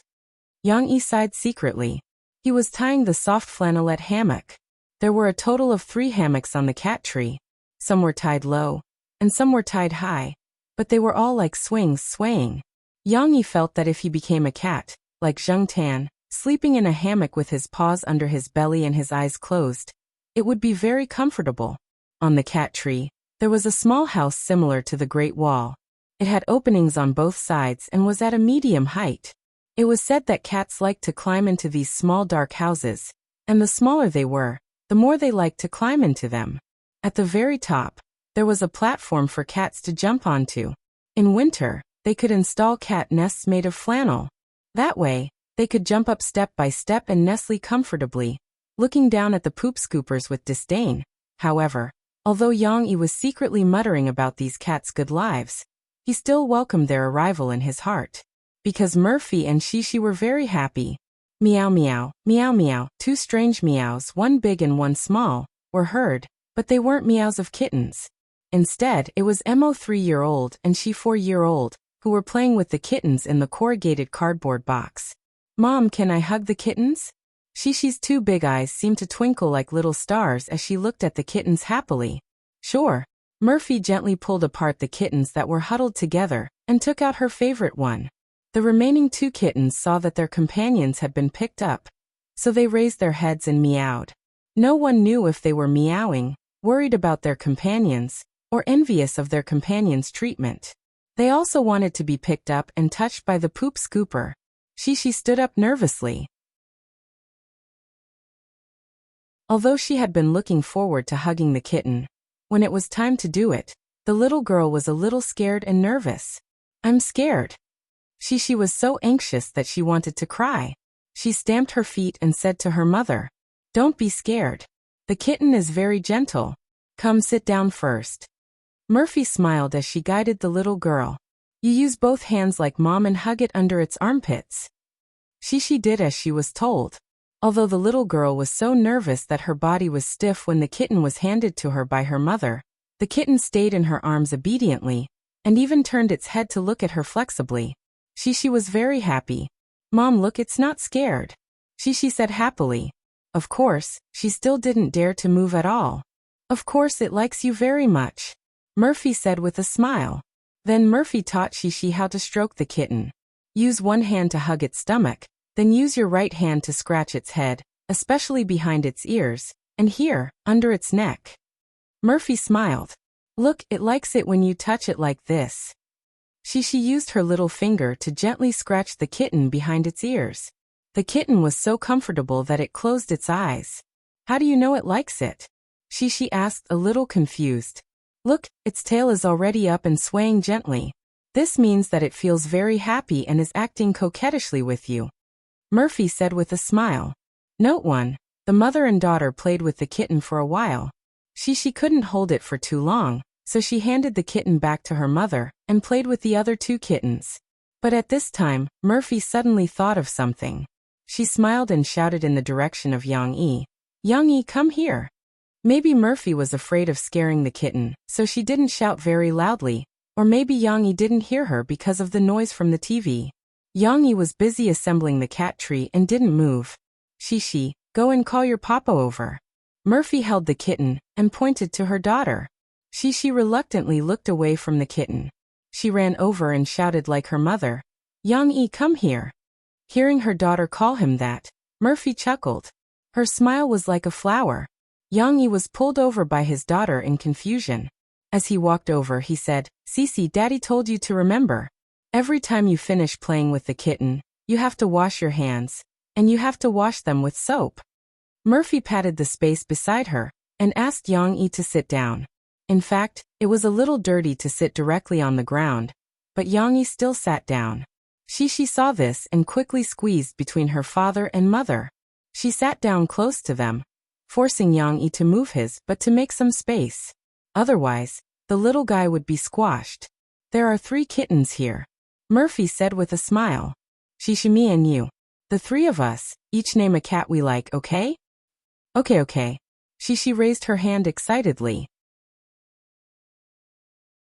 She pointed to the smallest one in the box and said, I like it the most. I want to call it Xiao Guai. She had just held the biggest one, but she still felt that it was too heavy and didn't like it. The smallest one felt the best, and it was the most docile in Shishi's hands. It lay there obediently and let the little girl touch it. Such an obedient kitten should be called Xiao Guai. Murphy nodded. She combed the fur of the kitten in her arms and said excitedly, "Then I want to name this one. It's called Little Gray, because its fur is grayish-blue." Then why not call it Little Gray, or Big Gray Blue? Because it was the biggest of the 3 kittens. Yang secretly criticized Murphy's naming skills, but he didn't have time to think too much. Murphy was urging him to name the remaining kitten. She also looked at her father with her eyes wide open. She was very curious about what her father would name it. Yang actually couldn't think of a name, but he couldn't persuade Murphy. Moreover, this was a big event for the whole family. Yang couldn't find an excuse to avoid it. He still had to seriously consider how to name it. Yang picked up the remaining kitten and tried to touch it. It was a soft little guy, and its fur was actually very soft. Looking at it opening its pink little mouth to meow at him, Yang unexpectedly found that he actually quite liked this feeling. Kittens were the cutest. So what name should he give it? Note 1. Cats are different from dogs. When a cat wags its tail widely, it means that it is very anxious. When it wags its tail slightly, it means that it is interested in something. If it wags its tail to its owner, it means that it trusts the owner very much and is acting spoiled.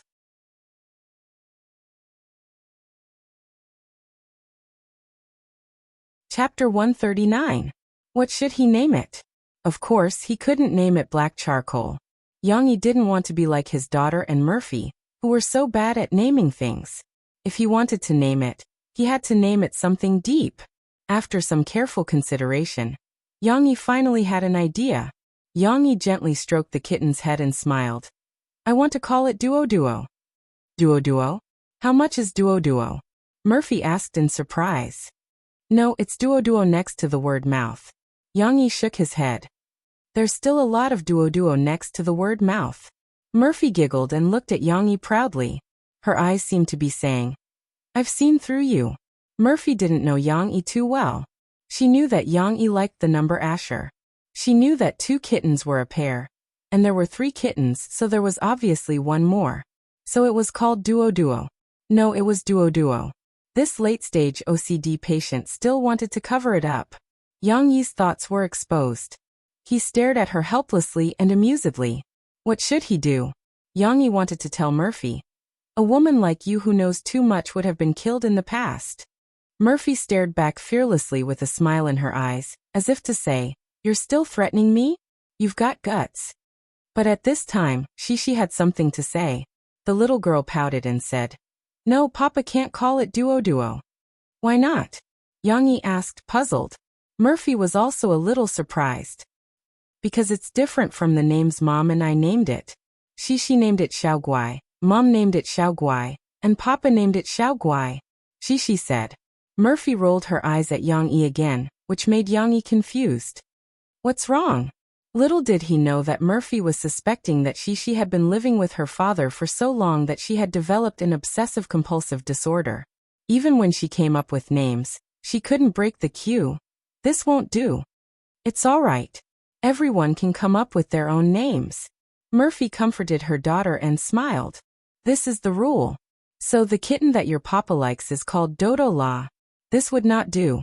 If she really had the tendency to have obsessive-compulsive disorder, she would have to change it and get used to being disorderly and asymmetrical." It turned out that she did not have obsessive-compulsive disorder. She thought about it carefully and felt that her mother's words made sense, so she nodded and said, "All right then." Xiao Guai, and Xiao Guai, the 3 British shorthairs who were curiously looking at their new environment, were going to settle down in Yang house. "Fatty, call 2 people over to help me move the props." In the film and television base in the northern suburbs of Beijing, a little fatty in fake armor stood up and called 2 acquaintances over. He walked over to a young man who had a pen in his ear and was waving a hard folder in his hand, ordering the extras around. "Brother Bin, we're here," the little fatty said with a smile. "If you need anything, just tell us what to do." The young man nodded with satisfaction, but he wouldn't be nice to the little fatty because of this. He waved his hand and said, Go, bring that box of props and let today's extras change into them." Okay. Although it was a hot day and he was sweating profusely, the little fatty still diligently went to move the things. This was Guozi. He had only been in Beijing for a few days, but with his eloquence and diligence, he had already stood out from the rest of the extras who could only lie down. He was now a senior extra who could stand up, and even have a few scenes. While moving the things, his companions whispered into Guozi's ear. "Xiaoguo, why do you think Big Ben is working so hard today? He usually doesn't have such a loud voice." These companions were all older than Guozi, but not by much. They were all mountain children who didn't go to university and came to Beijing to work. Later, they found out that playing extras could be quite profitable, so they came to Beijing to pass the time. Their personalities were simple and honest, and their IQ was also the simple type. When they saw that Guozi didn't mind their Mandarin accent, and didn't mind that they were from the countryside, they started to play together. In addition, Guozi was quick-witted and had ideas. After taking them on a few trips, they were able to grab good scenes. Thus, they faintly regarded Guozi as their leader. Of course, they still called him Xiaoguo, and Guozi didn't mind. "I heard that a big director came here today to shoot the main character's scene. So he worked a little harder. He wanted the big director to see his hard work." Guozi curled his lips. Oh. His companions understood and looked at Guozi with admiration. They felt that he was really amazing to be able to find out such big news. In fact, they didn't bring their own ears and treated playing extras as idling. When they were resting, they really hid under the shade of the trees and lay down like corpses. Guozi stayed in the sunniest place, but he was able to eavesdrop on the conversations of a few special personnel, or small supporting roles, who knew how much information he had gathered in the middle of it. Not long after, there was a commotion on the set. Other than those useless extras, the other actors and staff ran over eagerly. "Director Chen, you're here? Teacher Chen, you've worked hard. It's such a hot day. Director Chen, look at this." Those who greeted him, those who tried to curry favor with him, and those who reported their work actively rushed to talk. It was as noisy as a market. Guozi also looked at him from afar with a few of his friends. Of course, they didn't dare to go up. "How impressive," one of his companions said enviously. "If only I could be like him." Another one of his companions also muttered, imagining the scene of him being surrounded by a large group of people. Guozi was also muttering, but he wasn't envious. Instead, he lamented, "Director Chen Fengchen, when can I act for him? It'll be great. Extras don't count. I have to be the male lead." That's right, it was Chen Fengchen. Today, Old Master Chen was dressed in a much more energetic and imposing manner than when he was in the bookstore. He wore a round-necked shirt with a black leather jacket and black sunglasses under his bowler hat. If it weren't for his white beard, it would be impossible to tell his age. People relied on their clothes and temperament. The old man had both today, so his aura was naturally more like a great director's. Okay, stop hanging around here. Do what you need to do. Old Lu, see if the preparations are done. I'll give you 15 minutes. We'll start shooting in 15 minutes. Chen Fengchen was indeed a great director, but his temper was also very bad. He didn't give them any face as he yelled. However, the effect was particularly good. In an instant, everyone left. Chen Fengchen sat on his own director's stool.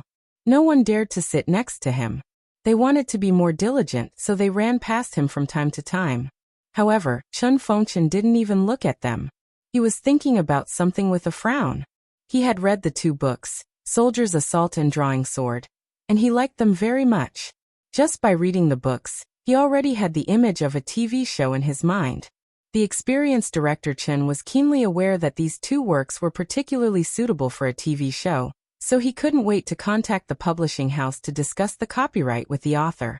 However, he didn't expect the response he got was that the author couldn't leave, and could only wait until September to come to capital to discuss with him. Chen Fengchen didn't blame Yang Yi. After all, Yang Yi had shown enough respect. He said he would come to capital. However, he was anxious. Although the world didn't lack literary works, good stories and good scripts, one thing remained unchanged. Good things would always be coveted and fought over by many. These 2 books had been on the market for some time, and they were in the limelight. Chen Fengchen couldn't guarantee that other directors and companies didn't take a fancy to these 2 books. In the face of cruel market competition, Chen Fengchen's seniority was obviously useless no matter how old he was. If he waited until September, it would be too late. Chen Fengchen was thinking about this problem while waiting for filming to start. No, I can't wait. If he doesn't come, can't I take the initiative to look for him? I'm definitely going to get this copyright.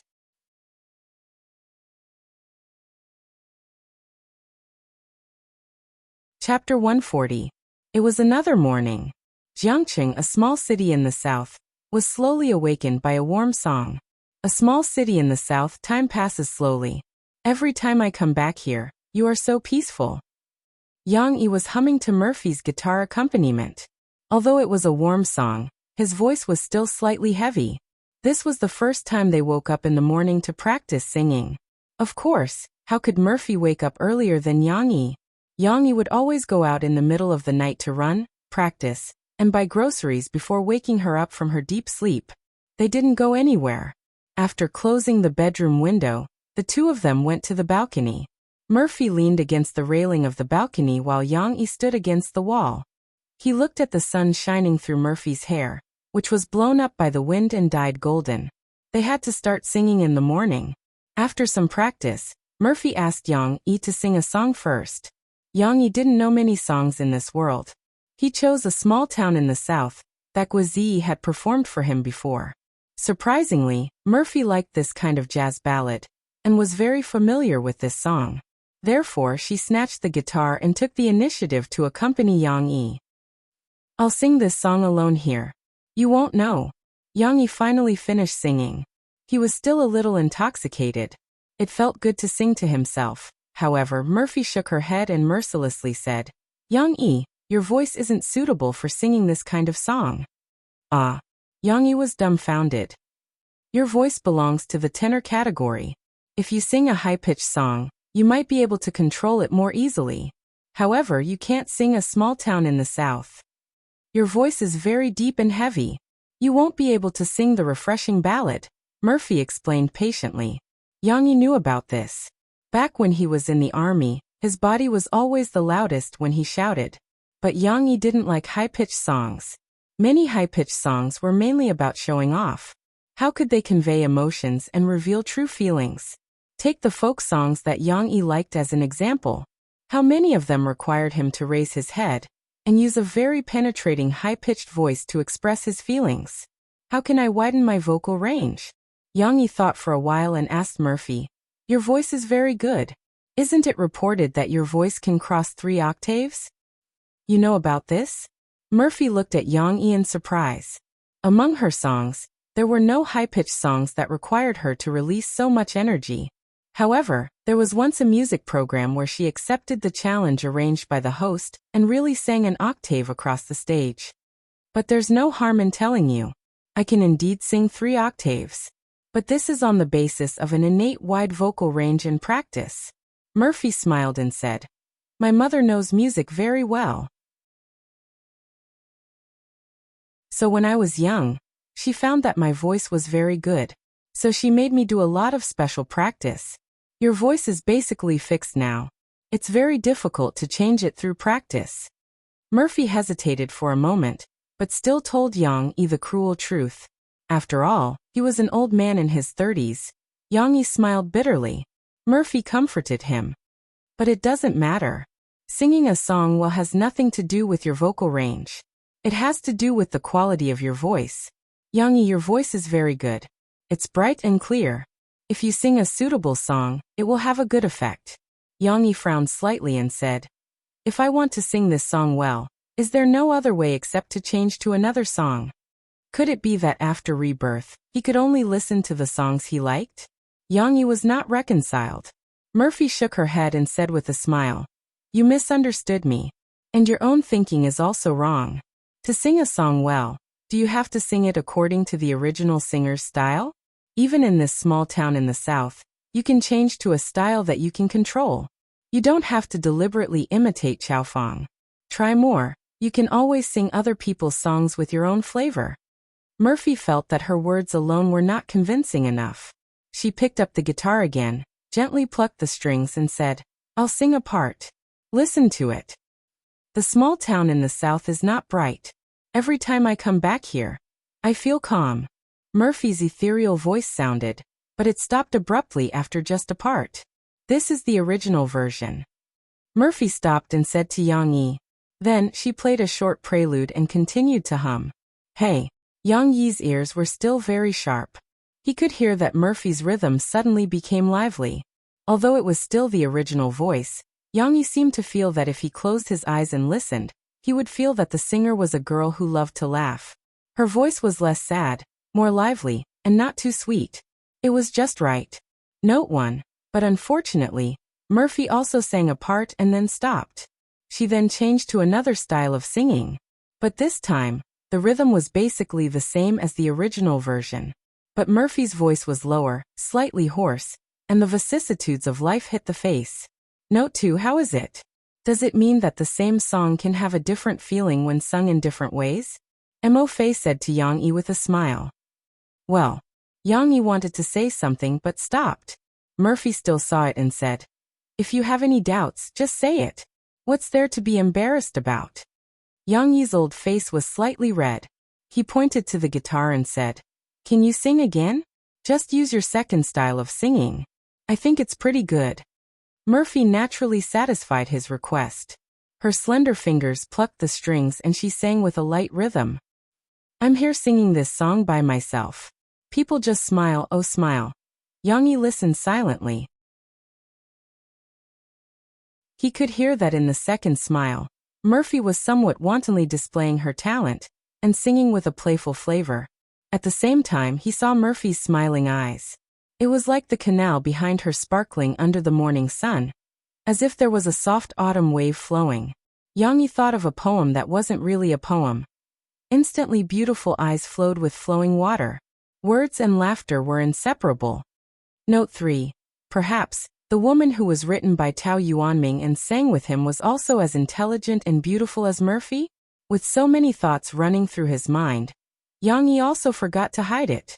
Mo Fei's cheeks blushed because of his infatuated gaze, and she even sang a little off-key in the end, but she didn't notice it, and Yang Yi didn't notice it either. Well, it's your turn to listen to me sing. Help me see if there's anything I need to improve. After Murphy finished singing, in order to hide her heart that was beating like a deer, she pretended to be serious as she shook the stack of manuscripts in her hand and said, she also wanted to practice the song that Mu Xiang wrote for her. The night before when she sang In My Voice, Murphy unexpectedly received some good suggestions. So Murphy felt that Yang Yi still had his own unique talent in music. That's not a problem. Yang Yi restrained his thoughts and said confidently, Note 1. If you want to feel the tube, you can go to a small town in the south of Cloud Music and listen to the version sung by a singer named Xiyu. Note 2. Everyone listen to Li Wenxiang's version. Note 3. This poem came from Tao Yuanming's Ode to Leisure. It means that, when looking around, beautiful eyes flowed with autumn waves, sometimes smiling and speaking without distracting the mind of playing the music. There was a saying that this was written for Di Shi, whom he married after his wife died. Di Shi was a virtuous woman and had the same interests as Tao Yuanming. They could endure hardships, the husband plowing in front, the wife hoeing behind.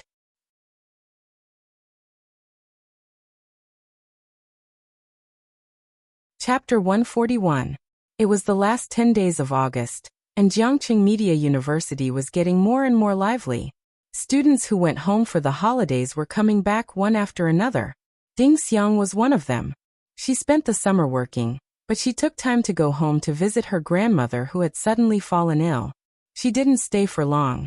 She reunited with her grandmother for 2 days, then hurried down the mountain and rushed back to Jiangqing. Back at school, Ding Xiang sat alone in the dormitory and breathed a sigh of relief. But she didn't dare to slack off. She took off her shirt, opened the tightly sewn needle, and took out the 4,000 yuan note that she had been carrying all the way back. She wanted to take the money back to bring her grandmother down the mountain to the city for a checkup and treatment, but her grandmother refused, saying that the barefoot doctors in the village were better than those outside. Of course, Ding Xiang knew that her grandmother didn't want to waste the money that her granddaughter had worked so hard to earn. But Ding Xiang couldn't persuade her grandmother. Seeing that her grandmother seemed to be in better spirits after drinking a few bowls of black herbal medicine, she had to take the risk and bring the money back to school. Don't ask why she didn't deposit the money in the bank. How could there be a bank in the mountains? And on the way back, there were all kinds of people in the cars and trains. Who knew if there were pickpockets staring at you? Ding Xiang didn't dare to reveal the huge sum of 4,000 yuan. She held it in her arms all the way back to school, and only dared to take it out. In front of the school ATM, Ding Xiang deposited the money into her card, but the girl's eyes were filled with worry. With the money she had saved from her job in the past year and the scholarship, Ding Xiang had enough for the next school year's tuition fees. But it was just enough. Suddenly going home to visit her grandmother, the unexpected expenses of the car fare and expenses made Ding Xiang feel strapped for cash. The balance shown in the ATM was 8,102 yuan. Including the pitiful dozens of yuan in her wallet, Ding Xiang's entire fortune was less than 8,200 yuan. That was to say, after the school deducted 8,000 yuan from her tuition fees at the beginning of the next month, she would be left with very little money. It was simply not enough to cover the next month's food expenses. What should I do? She took out the bank card and carefully put it away. The tanned and thin Meow girl was worried. She definitely had to find a part-time job to earn money, but the problem was that part-time workers were also paid monthly for their services. How could Ding Xiang survive until the day when the money would be distributed a month later? Do you want to see if there are any temporary jobs available? Ding Xiang pondered as she walked towards the dormitory. Although it's a little hard and the pay is less, at least we can get through this difficulty first, right?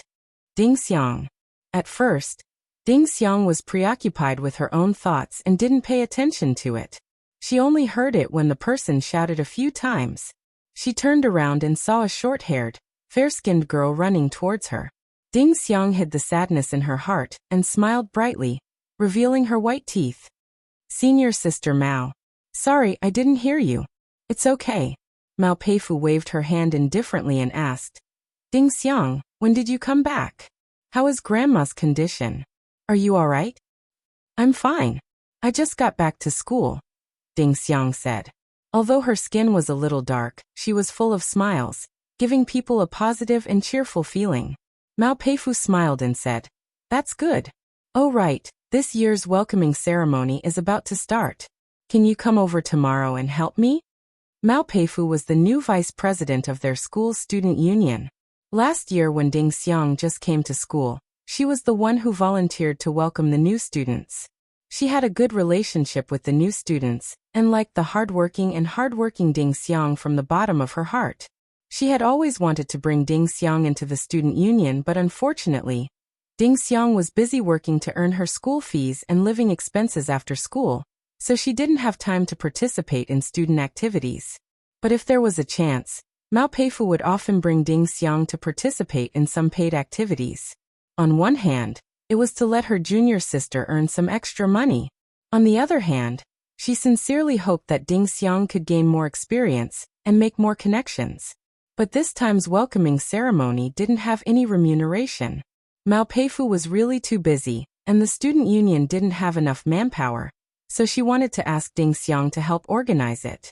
This was something that Ding Xiang had agreed to 2 months ago. At that time, Ding Xiang didn't expect that her grandmother would suddenly fall sick. Okay, Ding Xiang agreed. How could she go back on her word when she had promised someone? But this way, she wouldn't be able to do her part-time job during the day. Yang-yi, come and take a look at this kindergarten. What do you think? Murphy held a stack of flyers in her hand and walked to the door of the study room. She called out to Yang-yi, who was quietly reading a book. After the conversation with Mo Xiaowan, he had an additional burden of earning money on his shoulders. So Yang-yi had been thinking about what new book he wanted to start. However, now that he had an answer, Yang-yi needed to add some relevant knowledge. After all this time, he was no longer copying the entire book. Instead, he was using his own writing to adapt the video story into a book without any reference. Murphy, on the other hand, was very busy. She asked someone to get a big box of kindergarten flyers, and decided to do a good selection to ensure that her daughter could enter a kindergarten that was satisfactory to her. Of course, this satisfactory referred to Murphy's own satisfaction. What's so special about this? Yang Yi put down the book in his hand and followed Murphy to the living room. Shishi was sitting next to the cat bed. She was playing with her Xiao Guai and the other 2 kittens with the cat teaser that her father had bought. In front of the cat teaser was a small cloth bag that was made into the shape of a mouse. Then, a clump of furry artificial feathers appeared behind the cat teaser. It was very sturdy. The staff was right. No matter if it was a big cat or a small cat, they had no resistance to the cat teaser. Shishi shook the cat teaser left and right. The 3 kittens also shook their little heads left and right. Then, as long as one of them jumped out and scratched, the other 2 would definitely follow suit. Giggle. Shishi was playing more happily than the kittens. She couldn't stop giggling. Yang Yi and Murphy shook their heads. They didn't want to disturb the little girl's fun. They went to study the kindergarten. This kindergarten is bilingual, and it's relatively close to Jiangqing Media University. It'll be very convenient for you to pick up Shishi, Murphy said. Originally, Murphy wanted Shishi to go to kindergarten in the wealthy district of Binhai. But later, she considered that Yang Yi would need some time to drive to Binhai, and it would be very troublesome in the future. So Murphy took a step back and tried to choose the nearest kindergarten. Yang Yi looked at the flyer. He frowned and said, "This kindergarten said that they will hire college students to teach the children part-time? It's not a full-time kindergarten education. Isn't this misleading the children?" "No. That's good. College students have a wide range of knowledge and solid English skills. Shishi can learn a lot from them." Murphy laughed. However, when he heard her praising the college student, Yang Yi fell silent.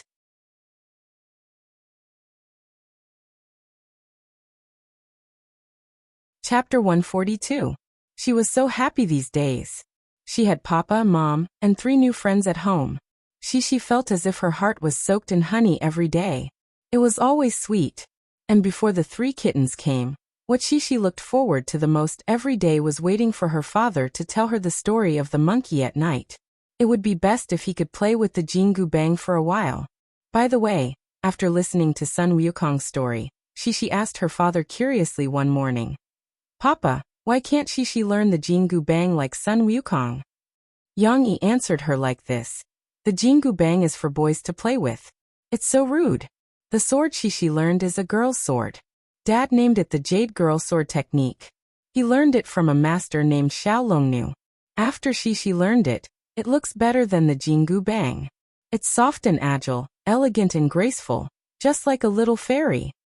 "So Shishi, do you want to be a little fairy or a little monkey?" "I want to be a little fairy."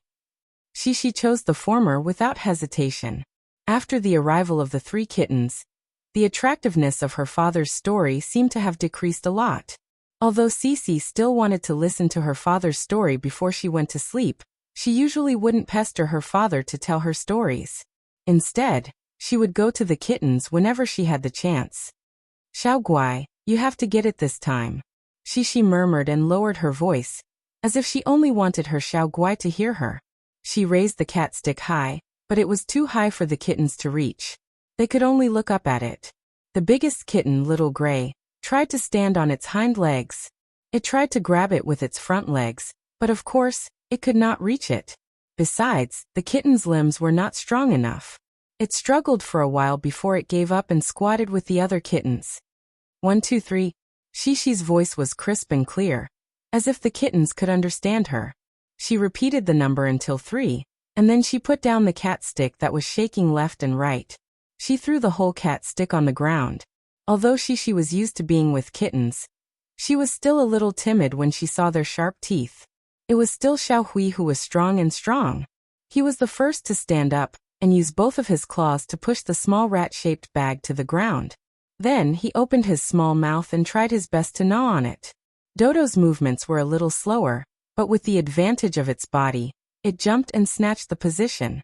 It followed beside Little Gray, baring its sharp teeth and biting its furry feathers. Xiao Guai was slower. It couldn't grab it, and it couldn't squeeze past the 2 brother cat and sister cat. It could only circle around anxiously. In the end, It chose to use its little paws to push the long plastic stick. However, obviously the plastic stick was not as tempting as the feathers and the small bag, so Xiao Guai didn't bite it. The kind little girl was still worried that her Xiao Guai would be upset. She reached out to hold the kitten, scratched the fur behind its ears and comforted it. Okay, Xiao Guai, it's okay. However, Lil Guai did not appreciate it. It struggled in Cece's arms and called out softly, Mimi. Do you want to try again? Then you have to do your best. Shishi took the cat stick back from Xiao Hui and Dodo's mouths with great difficulty. The process was no different from a tug-of-war. Although the kittens looked soft and weak, they still had a lot of bite power. Let's have another competition, Shishi said as if she was playing house. She reached out and tapped each kitten's head, as if they could understand her. Shishi is about to start. The little girl waved the cat stick gently and kindly reminded the kittens. The kittens looked at the cat stick eagerly. Even Xiao Guai was restlessly stepping on its paws, ready to go. If they could speak, they would definitely tell Shishi. Don't waste time, let's start. Shishi threw the cat stick again, but this time, the position she threw was obviously biased. Xiao Guai didn't even need to waste any effort. It turned around and pounced on the small bag, but it was more interested in the feathers. It held the small bag with its two front paws and nibbled on the feathers. Yeah, Xiao Guai won. Shishi clapped her hands happily. She happily hugged Xiao Guai again and rubbed her face against the kitten's forehead affectionately. My Xiao Guai is the best. Xiao Hui and Dodo are also very good. Shishi was still worried that the other two kittens would be unhappy, so she gave them a thumbs up. However, Xiao Hui and Dodo didn't care about Shishi at this time. They found that the treasure that Xiao Guai had snatched was now free, so they couldn't wait to pounce on it. The two kittens even fought over it. Xiao Guai was the most miserable. It took a lot of effort to snatch the toys from the two kittens that were bigger than it, but before it could enjoy it, it was picked up by its little owner. The kitten could only meow pitifully. However, at this time, Shishi suddenly heard her mother crying, Yang Yi, you bastard! The little girl blinked her big eyes in confusion. Just as she turned her head, she saw her mother wiping the tears from the corners of her eyes and running past her. Murphy ran into the master bedroom and slammed the door with a bang. Yang Yi, who was originally enthusiastically discussing kindergarten issues with Murphy on the sofa, stood up, but in the end he still frowned and sat back down. Although Shishi was still young, she still noticed that there was something wrong between her parents. She quickly carried Xiao Guai and walked to her father's side. Xiao Guai's helpless and conflicted cry brought Yang Yi back to reality. He looked at his daughter who was looking at him timidly, and his eyes gradually became gentle. Don't worry, you can play with Xiao Guai and the others. Yang Yi reached out and rubbed his daughter's head, and said gently, Papa, why is Mom crying? Shishi felt that her father's aura had calmed down, so she was not so nervous. She leaned on her father and asked. Yang Yi was silent for a while, and said vaguely, Because there are some issues that I need to talk to your mother about. Maybe there's a misunderstanding? Xiao Guai struggled impatiently, so Shishi could only put it on the ground and let it play with its brothers and sisters. She didn't have time to play with Xiao Guai.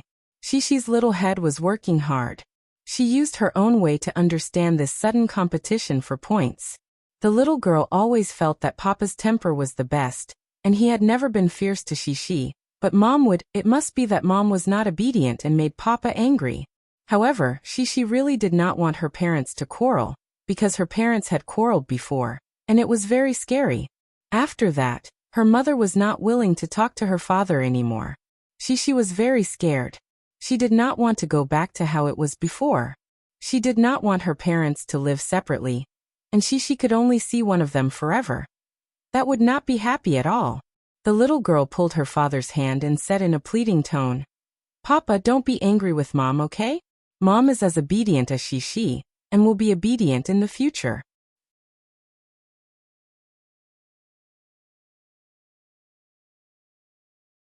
Chapter 143.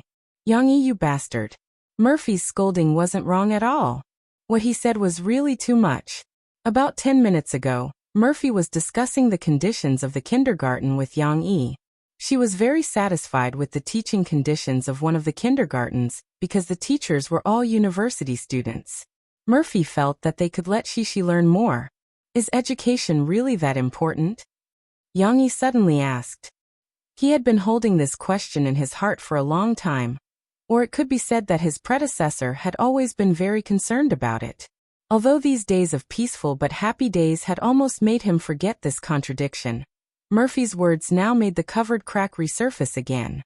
Murphy still didn't understand what Yang-yi was asking. She thought they were still talking about the kindergarten. She smiled and said, "Of course, don't tell me you want a teacher who hasn't studied to teach your daughter? I don't have a university degree. I didn't even finish high school." Yang-yi raised his head, and his eyes were a little indifferent. Is it that I'm not qualified to be Shishi's father? Murphy was choked by Yang-yi's words. She was stunned for a while before she said, "Why do you say that? Why do you say you're not qualified? What does this have to do with education? You're Shishi's father, her biological father." Murphy still didn't understand why Yang-yi's tone suddenly became cold, but she felt like her most precious thing was being questioned, and the grievance in her heart spontaneously arose. Biological father? Yang-yi furrowed his brows. Because I'm her biological father, so you want to be with me? Yang-yi felt that since they were talking about this issue, he might as well lay it out and say all the doubts in his heart. Murphy looked at Yang-yi in shock.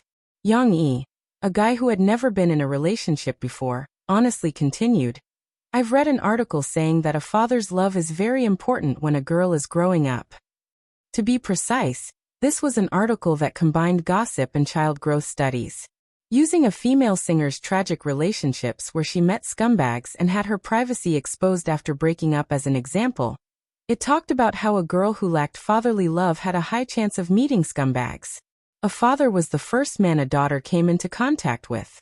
If a girl could receive her father's care and love from a young age, then when she grew up, she would be able to handle relationships with ease. She might even use her outstanding father as a template to find a boyfriend. However, if they lacked this important emotion from a young age, and had never received fatherly love, then they would have an excessive desire and dependence for love. As long as someone treated them a little better, they would be obedient to him. Obviously, this was very dangerous. The above content was what Yang-yi had read from the article. Naturally, he didn't want Shishi to have the same tragedy as that female singer, so Yang-yi used everything he had to pamper his daughter and give her the best fatherly love in the world. However, the problem now wasn't Shishi, but his relationship with Murphy. This question had troubled Yang-yi's predecessor for a long time, and now Yang-yi also wanted to know the answer. Where did the relationship between him and Murphy come from? Was it true love? Or was it a sacrifice made by Murphy simply because she wanted her daughter to have a father? Therefore, Yang-yi asked straightforwardly, "You want to create a good environment for Shishi and give Shishi a complete family, so you're willing to put down your prejudice against my lack of education, put away your contempt for my lack of money, and be with me hypocritically?" These words were too much. Yang-yi was completely standing in his own point of view, showing off his inner pride and questioning Murphy. Murphy couldn't imagine that Yang-yi would say this. It was almost an insult to her character, and the grievances in her heart burst out. She couldn't speak at all. She just wanted to scold Yang-yi as a bastard, so she turned around and ran back to the bedroom.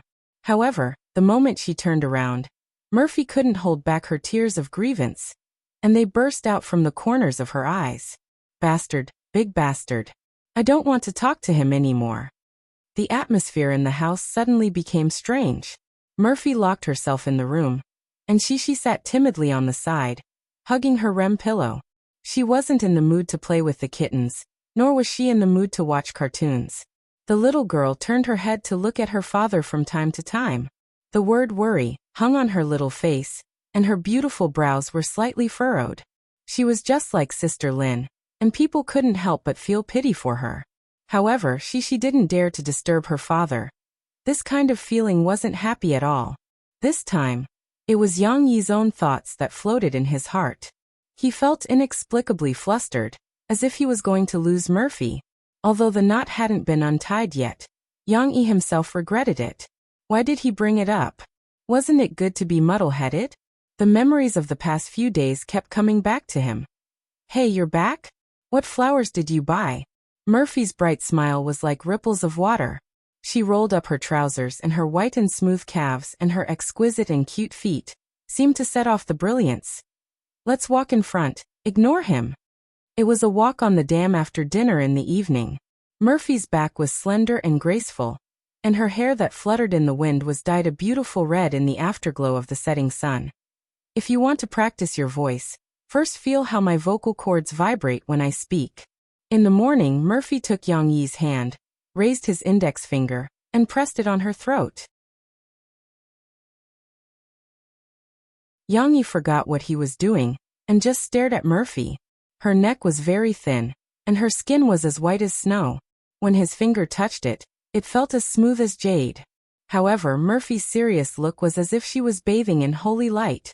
Although Yang Yi could see the faint scenery under her exquisite collarbone, he still didn't dare to profane this sincerity. Did I say something that hurt you? Yang Yi thought silently. Really? Now that he had calmed down, Yang Yi realized that he didn't think through what he said at that time. Fake affection. Because I'm your biological father, so you want to be with me? Regardless of whether what he said was right or not. These words shouldn't have come out of his mouth. It hurt her self-esteem too much. What exactly do you want? Yang Yi asked himself a question that he hadn't thought about carefully. Could it be that he wanted Murphy to admit that he was as despicable as Yang Yi thought, and then force Murphy to leave? Of course not. Yang Yi liked the feeling of being with Murphy, especially after these days of contact. They had more and more in common, and more happiness. How could he bear to let Murphy leave? But why did he say such things? Could Murphy still have a way out? Perhaps he wanted Murphy to admit that she wasn't, and then the two of them could be together without any grudges. But after saying these words, how could Murphy not care? How could she not be sad? Even if the grudges between them were resolved, wouldn't there be a crack in her heart? Yang Yi really regretted it. In his mind, the image of Murphy crying but determined to leave appeared. Yang Yi's heart felt like it was being cut by a knife. You have to do something, Yang Yi said to himself in his heart.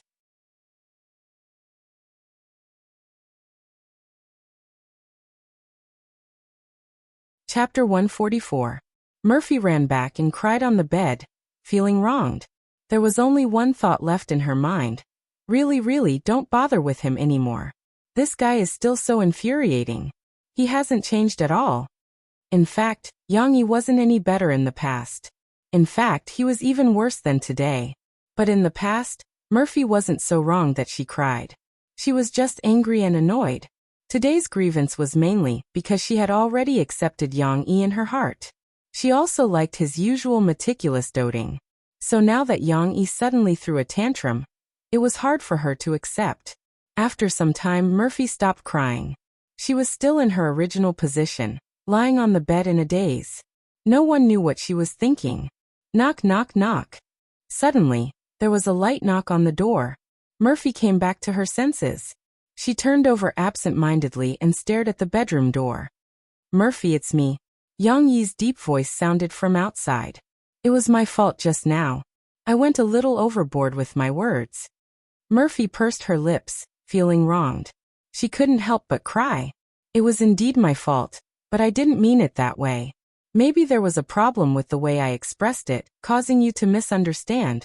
So now let's not get agitated. Let's calm down and talk openly, okay? Yang Yi said softly. It seemed that it was the wish of many people that they could have an open and honest discussion and resolve the misunderstanding. Murphy actually wanted to have a good talk with Yang Yi, but when she thought about how this guy was so fierce to her, she pouted and thought, don't talk to this guy. Don't bother with him. Yes, she had to leave him hanging. She couldn't indulge his reckless character. The bedroom door was locked. Yang Yi twisted the doorknob, but couldn't get in. After a while, there was no movement at the door. Murphy couldn't take it anymore. She turned her head and felt wronged again. He only said a few words to apologize, and then he didn't say anything? You're so patient with Shishi, but don't you care about me at all? Although there was no need to be jealous of Shishi, and Murphy knew that Yang Yi was not mature enough in terms of relationships, she still felt stifled in her heart. Hold on a little longer, and I'll open the door for you. Murphy had a thought in her mind. Of course, there was another thought that was competing with her. No, I don't want to. Didn't we agree to ignore this bastard? Plop. A strange noise came from the small balcony of the master bedroom. It was very loud, as if something had fallen, which gave Murphy a fright. She turned her head and looked over, only to see Yang Yi appear on the small balcony like a divine soldier descending from the heavens. He then clapped his hands and walked in. I didn't hear any movement in the room. I thought something had happened to you. Thank goodness, thank goodness. Yang Yi heaved a sigh of relief when he saw her looking at his slightly swollen, but still spirited eyes. You. How did you get here? Murphy was stunned. Not to mention that he could jump from the balcony to the balcony. The large balcony in the living room and the small balcony in the bedroom were 6 to 7 meters apart. A normal person wouldn't even be able to jump 4 to 5 meters with a run-up. Yang Yi explained. I came from the large balcony, grabbed the eaves, and jumped a few times like this. It wasn't too difficult. Fearing that Mo Fei didn't understand what he meant, he even made some gestures like a monkey flying around the tree. In fact, when Murphy saw that he was worried about her, the anger in her heart had disappeared without a trace. However, she still felt wronged, so she didn't want to pretend to be nice to Yang Yi. Therefore, when Yang Yi saw her sit up on the bed with a cold face and turn her head away, she didn't want to look at him. This feeling was just like when they first met. Murphy came to pick up her daughter, and the two of them didn't see eye to eye, so they simply ignored each other. However, Yang Yi didn't want to go back to the past. He liked to see Murphy smile. I went overboard with what I said just now. I'm sorry. Yang Yi stood there and said in a low voice. Just saying sorry is enough? Murphy turned her head away, pursed her lips and said coldly. You can do whatever you want, or I can beat you up. I won't resist. Yang Yi said. Murphy snorted and didn't say anything. Yang Yi really didn't know how to deal with this kind of situation. He didn't know how to coax a woman, so the two of them were in a deadlock. Forget it. After a while, Murphy sighed secretly. She knew that Yang Yi wasn't the kind of guy who was glib, so she didn't wait for him to coax her. She turned her head, looked coldly at Yang Yi and asked, You said that I looked down on you because of your low education, and that you're not qualified to be Shishi's papa. Why do you think so? Because you care about education. Seeing that Mo Fei finally spoke, Yang Yi could finally let go of the nervousness and hesitation in his heart. He quickly said, You have talked to me about academic qualifications more than once, but why is academic qualifications so important? Is education the standard to measure a person's talent? Murphy understood. She glared at Yang Yi and then said, I care about education, but I don't care about your education. I hope my daughter can get into a good university and get a higher education. Is that wrong? Huh. Yang Yi was a little confused. The reason why I care so much about education is that I've seen it. There used to be a senior who sang very well in the entertainment circle. Because he only had a primary school education, he was humiliated by the people of the Literature Association in a cross-industry event. Murphy clearly remembered the senior's helpless smile in a variety show, although he only said it as a joke. I don't look down on you, and I won't look down on people with low education. But I hope my daughter won't be looked down upon. Murphy said. Can you understand my difficulties? So that was the case. The knot in Yang Yi's heart suddenly dissolved. He couldn't help but feel a little ashamed. He felt that he had misunderstood Murphy for so long. Even if his predecessor should take most of the blame, Yang Yi put the blame on himself. I'm sorry, I misunderstood you. Yang Yi sighed softly. If there's anything I can do to make up for the harm I've done to you, please tell me. He's still as honest as before. Who would admit their mistakes like this? Murphy didn't know whether to laugh or cry at Yang Yi's words, but she didn't want to laugh. She coldly asked the thing she had been thinking about for a long time, which was the reason why she called Yang Yi a bastard before. I have another question. Why do you think I'm pretending to get along with you? The author's words can't be put down. P.S. To answer some of your questions. 1. The protagonist has a high IQ and low EQ, But his low EQ doesn't lie in his usual behavior. Xiaohan remembered that there was a saying on the internet that people with high EQ are able to hold back the most hurtful words. Yang Yi is probably lacking in this. Put yourself in his shoes. Haven't you made the same mistake when you were in love? Of course, Xiaohan didn't mean that what Yang Yi did was right. It was best not to say hurtful words. 2. The discussion about education was just a consideration made by the characters from their point of view. It was just like each of them had their own opinions. It couldn't be said who was right and who was wrong. It just depended on the situation. As for Xiaohan herself, Xiaohan would tell others that education was very important, and that they must get into a good university.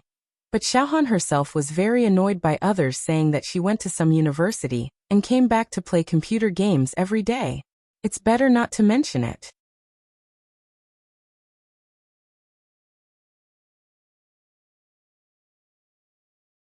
Chapter 145. Yang Yi was stunned by Murphy's question, and didn't quite know how to answer. Later on, even he himself felt that the word hypocritical was too much. He had blurted it out at that time, so what reason could there be? Yang Yi was speechless and could only tell her the story of that female celebrity. He then said honestly, "Our relationship was actually an accident and a mistake. Of course, I wouldn't not take care of Shishi because she's my daughter. It's just that I don't want our previous relationship to be based on Shishi, and I don't want you to be with me because you want to give Shishi a home." Murphy felt even more wronged after hearing what he said. She bit her lower lip and asked angrily, "Are we together? When did we get together?" Yang Yi didn't know how to answer her again. Murphy didn't intend to wait for Yang Yi's answer. She raised her head and looked at Yang Yi proudly and said, "Humph, Yang Yi, I admit that I've had some feelings for you recently, but please don't think too highly of yourself, okay? I'm not so petty as to sacrifice my feelings for you just for Cici." In any case, his sister was once a big star who was famous all over the country. In terms of status, the difference between Murphy and Yang Yi was too big. Only Yang Yi, who still had the memories of his previous life, was so narcissistic that he thought that a famous celebrity would throw herself at him. Just now your analysis of Ah Ling's story was right. Girls do need their father's love. So after I met you, I still hoped that you could spend time with Shishi, so I tried my best to send Shishi over for 2 days every week. Yang Yi nodded. Murphy was right. That was the arrangement at that time. And when Murphy wasn't busy, she couldn't bear to let Shishi stay at her father's house for a moment longer. Murphy raised her chin and said stubbornly, "But that doesn't mean that I have any feelings for you. I can live well on my own and raise Shishi. I can even find another man who will be good to me and Shishi in the future. I don't need to be angry at you." "How can that be?" Yang Yi was anxious. He paused and said, "I mean, how can that be? He's not Shishi's father. How can he be good to Shishi? Can he be as good as me? You are the one who is not good. You are an asshole who annoys people all day long." Mo Fei turned her head away angrily. How could Yang Yi tell if Murphy was deliberately trying to anger him? Now when he thought of Mo Fei saying that she wanted to find another man, he felt very uncomfortable in his heart. When he thought that Cici was going to call someone else daddy, he panicked. "No, didn't you just say that you have a good impression of me?" Murphy bit her lower lip and refused to admit it. Did I say that?" "You did." Yang Yi thought that she had forgotten. He nodded and said, "You just said that you admit that you have feelings for me recently." I don't want to hear it. I don't want to hear it." Murphy covered her ears and shook her head. Yang Yi was speechless. After a while, Murphy turned her head and didn't want to look at Yang Yi. Then, she said in a very low voice, almost inaudible, "It's just that I have feelings for you recently. Who asked you to be so good to me? But now, Murphy didn't know what was going on now. She felt that Yang Yi was so bad and as fierce as before. It was best that she didn't have any feelings for him. Yang Yi stood there stupidly and didn't say anything. He actually heard what Murphy said. His ears were too sensitive, so he heard it clearly. But after listening to it, he suddenly came to an unexpected conclusion from the information in the middle. Murphy really didn't have feelings for him in the past. Maybe she was only willing to interact with Yang Yi because she wanted Shishi to be cared for by her father. She wouldn't have stopped interacting with him after being angered by Yang Yi so many times. But Murphy had feelings for him now because Yang Yi had changed and was good to her. So the person that Murphy likes is me? And not the other me? After coming to this conclusion, Yang Yi didn't know whether he should be happy or not. Or should he be happy? Or should he be complacent and get carried away? He was Yang Yi, but it could also be said that he wasn't Yang Yi. The original Yang Yi could be said to be him, but it could also be said that he wasn't him. He was the current Yang Yi. Murphy liked the current him, so he was better than the original him? After a series of logic, Yang Yi was a little confused by himself. Anyway, the most important thing was that Mo Fei had a good impression of him. Yang Yi didn't say anything. Murphy finally couldn't help but turn her head. Her gaze fell on Yang Yi, who couldn't help but let out a silly smile. Murphy suddenly pursed her lips. She was angry and amused at the same time. "You're so stupid. What are you talking about? Look at how proud he is. I don't want you to be with other people." In front of Murphy, Yang Yi forgot his original free and easy manner. He actually stuttered and said, Because I care." "Why?" Murphy retorted. Because you're Shishi's mother," Yang Yi said. "Humph. Wrong answer." Murphy turned her head and didn't want to talk to him. But at this time, Yang Yi didn't know why, but he suddenly seemed to be enlightened. After stuttering for a while, he blurted out, "And because I like you." As soon as he said this, Yang Yi felt as if a string had been pulled in his heart. He suddenly understood how he felt about Mo Fei. Mo Fei was dumbfounded this time. She turned her head and stared at Yang Yi blankly. Although she looked forward to it, she never thought that Yang Yi would reveal his feelings at this time. "I like you. I like your songs, I like your flower arrangement, I like your smile, and I like to sing with you." Since Yang Yi started, he couldn't stop. In this life, he was already an ordinary person, living an ordinary life. Why should he be afraid of commitment and feelings? Why not be brave enough to pursue what he loved? Yang Yi figured it out. Murphy pursed her lips. Her eyes were a little red, but she didn't know what to do. This bastard. How could she be moved by him? She clearly said that she would ignore him. "Mom. Papa is missing. Shishi is so scared." Shishi's voice suddenly sounded at the door. The little girl's timid voice immediately interrupted the ambiguous and awkward atmosphere between Yang Yi and Murphy. In the end, his daughter was more important. Murphy hurriedly got out of bed, and Yang Yi almost walked to the door at the same time. Murphy opened the door and picked up the restless Shishi. "Hey, why is Papa here?" When Shishi saw her father, she was surprised at first, but then she immediately opened her eyes wide in confusion. Just now, her father went to the balcony and disappeared. Shishi was so scared. But why would Papa appear in Mom's room? Shishi couldn't understand. Murphy glared at Yang Yi and said to her daughter, "Your Papa is very bad. He left Shishi outside. Let's not talk to her, okay?" "Yes, Papa is very bad." Shishi thought about her worries just now, pouted her small mouth, and shared her mother's hatred of the enemy. Yang Yi smiled helplessly and brought Shishi out with Murphy. No matter what, with their daughter here, no matter how big the conflict between the two of them was, they couldn't make a scene. However, Murphy saw that he was still laughing and felt unhappy. She secretly stretched out her leg to kick him. "What are you laughing at? Don't laugh." "Then you're not allowed to do that." Yang Yi couldn't say it too clearly in front of his daughter. Why should I?" Murphy raised her chin and said a little proudly, "You haven't pursued me. Do you think that if you say you like me, I can't be with anyone else and have to be with you obediently? Then I want to pursue you." "What?" "Murphy." Yang Yi was very serious, as if he was taking an oath to join the party. He almost raised his fist. "I said I want to pursue you, so that you can be with me in the future." Okay, Shishi said happily, trying to destroy the atmosphere. Shishi also wants to pursue Mom, so that Mom, Papa, and Shishi can be together forever.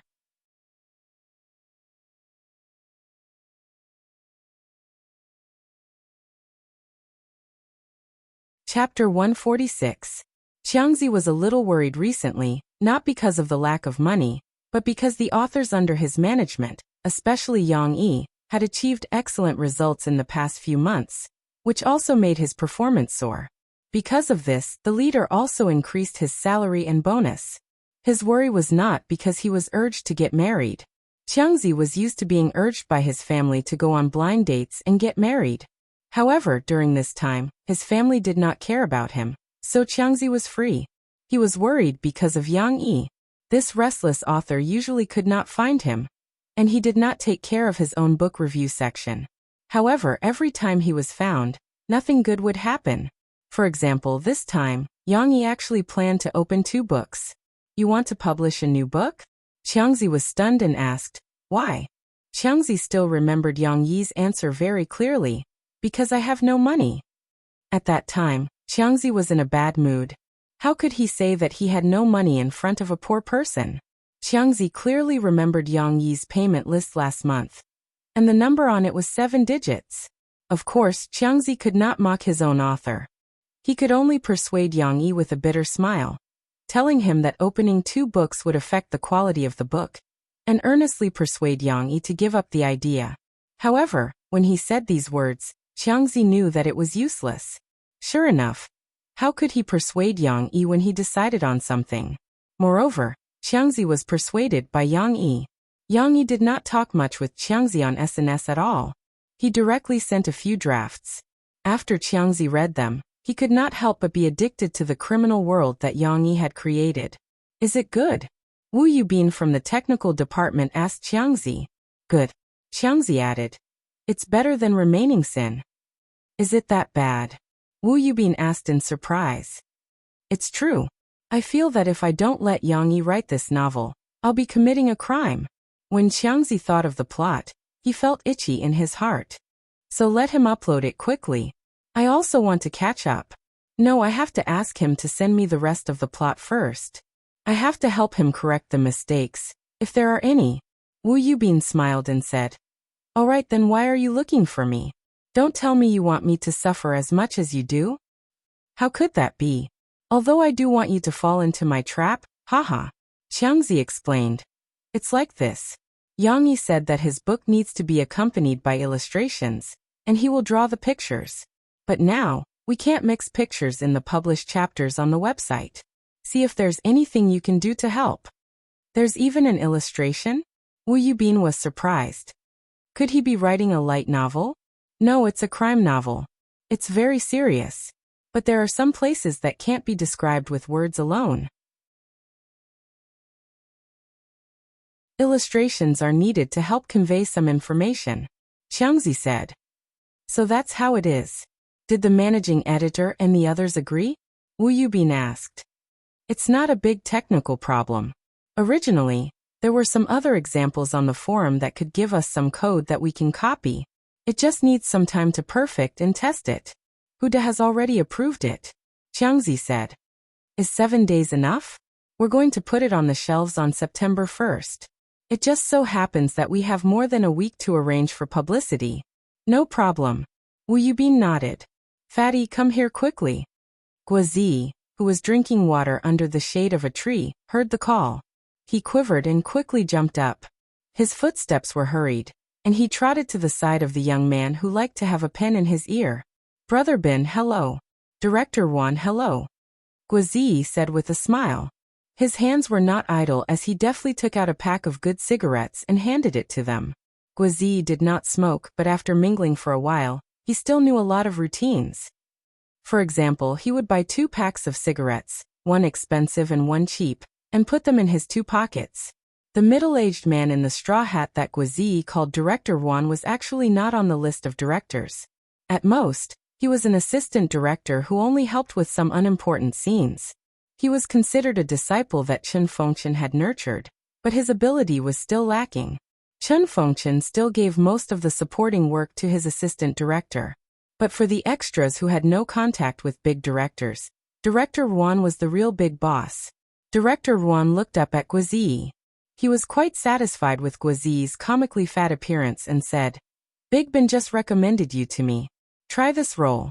You have these 2 lines. General, the enemy is here, and I've lost my knife. Take this script and read it. Remember the lines. There were lines? This was the treatment of a special actor. Guazi was delighted as he hurriedly thanked Director Juan and Brother de Bin. Director Juan was busy.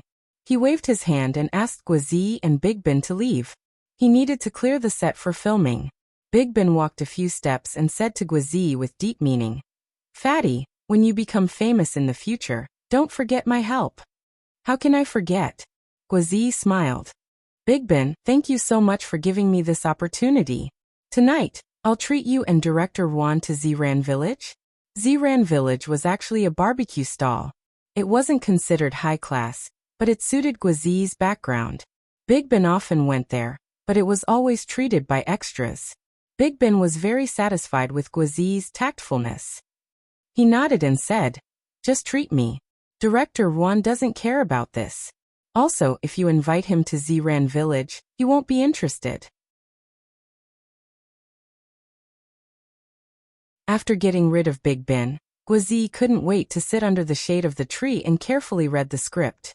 Although he had mixed around with these extras for a few days and learned a lot of fake tricks, Guazi didn't forget his original intention. He wanted to be a big actor, a big star. He had to seize the opportunity and work hard to hone his acting skills. Xiaogua seems to be rich. A few of the village brothers who were close to him didn't dare to disturb Guazi and started to whisper. "Should be. He even got the script. It should be a big role." "What big role?" "It's just a small extra with 2 lines. Guazi heard this and didn't pretend to be cold. Instead, he raised his head and smiled at his brothers as usual. "If it has lines, it's not a small extra. It's a special actor." "That's right. It can earn us a few days' worth of money in a day. But special actors don't get special actors every day. It's still more stable for us extras. Look at how useless you are." The village brothers didn't disturb Guazi anymore. They lowered their voices and continued to talk. "Oh right. Have you heard? It seems that the big director isn't around these few days. He handed everything over to the assistant director. That's why there are so many things with the surname Juan." "Where did he go? Could it be that he was sick? Old people get sick easily." "My dad." "Who said he's sick? Don't spread rumors. I heard that he's on a business trip and isn't filming." "How did you get the news so fast? You even know about the big director?" "That's because I learned it from Xiaogua. I have to learn how to eavesdrop. Those actors are always gossiping." A short village brother with a thick accent mumbled. "You guys follow Xiaogua all day. Why haven't you guys improved at all? Yo Gengsha is so hardworking. I'm afraid you're going to be a special actor too. There were always people who didn't work hard and were always jealous of others."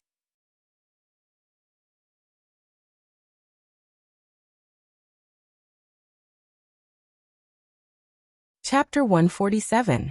Yang Yi's decision to pursue Murphy wasn't just for show. He wasn't usually cold, but he was also like a blockhead who wouldn't take the initiative. However, when he tried hard to do something, his tricks were endless. Murphy woke up in the morning to practice her voice with Yang Yi as promised. However, when she finished washing up and was about to pour herself a glass of water, she suddenly realized that on the coffee table in the living room, there were 2 beautiful flowers next to her cup. If they were real flowers, Murphy wouldn't be so surprised. However, they weren't real flowers. Murphy looked at them carefully and realized that they were carved from fresh carrots. The flower buds had not fully bloomed yet, but they were delicate and beautiful. Of course, after being surprised and slightly touched, Murphy couldn't help but laugh. This guy even had obsessive-compulsive disorder when it came to carving flowers. 1 flower wasn't enough. There had to be 2 symmetrical flowers, and the 2 flowers had to be carved exactly the same. She was surprised from time to time. During lunch, Yang Yi fried a heart-shaped egg, which was considered a small scene. However, when Yang Yi brought out a dish with only 2 symmetrical chicken wings and lettuce, Murphy was really surprised. Yang Yi's culinary skills were unquestionable. The chicken wings were crispy on the outside and tender on the inside. The skin was also drizzled with thick tomato soup. The soup was sparkling like amber, making it very appetizing. "This dish is called flying wing to wing." Yang Yi explained seriously. Wing is Yang Yi's E, and flying is Murphy's Fei. The chicken wings are marinated with honey and other seasonings to ensure that the sweetness seeps into the bones. After they are fried, they are drizzled with sour tomato juice. It's sweet and sour, and it symbolizes the beautiful taste of love. He really revealed his feelings to Murphy in front of Shishi. Of course, Shishi couldn't understand the first part of the sentence. She only heard that the chicken wings were sweet and sour. She started drooling. Murphy, on the other hand, listened to the front and back of the story. At first, she felt touched and sweet in her heart. But when she heard Yang Yi's explanation of Wing is Yang Yi's Yi, and Fei is Murphy's Fei, she couldn't help but cover her mouth and laugh. She had made up her mind to treat Yang Yi harshly for the past few days, but when she was with him, she couldn't help but laugh. Her previous indifference was gone. This guy was really. If he wasn't as dumb as a wooden man, he would be so corny. I want chicken wings. Shishi stared eagerly at her favorite chicken wings. After her father finished his introduction, she couldn't wait to start yelling. Shishi didn't care about love at all, just thinking about the sweet and sour taste. Only what was in the mouth and stomach was true love. However, there were only 2 chicken wings. How were they going to split them?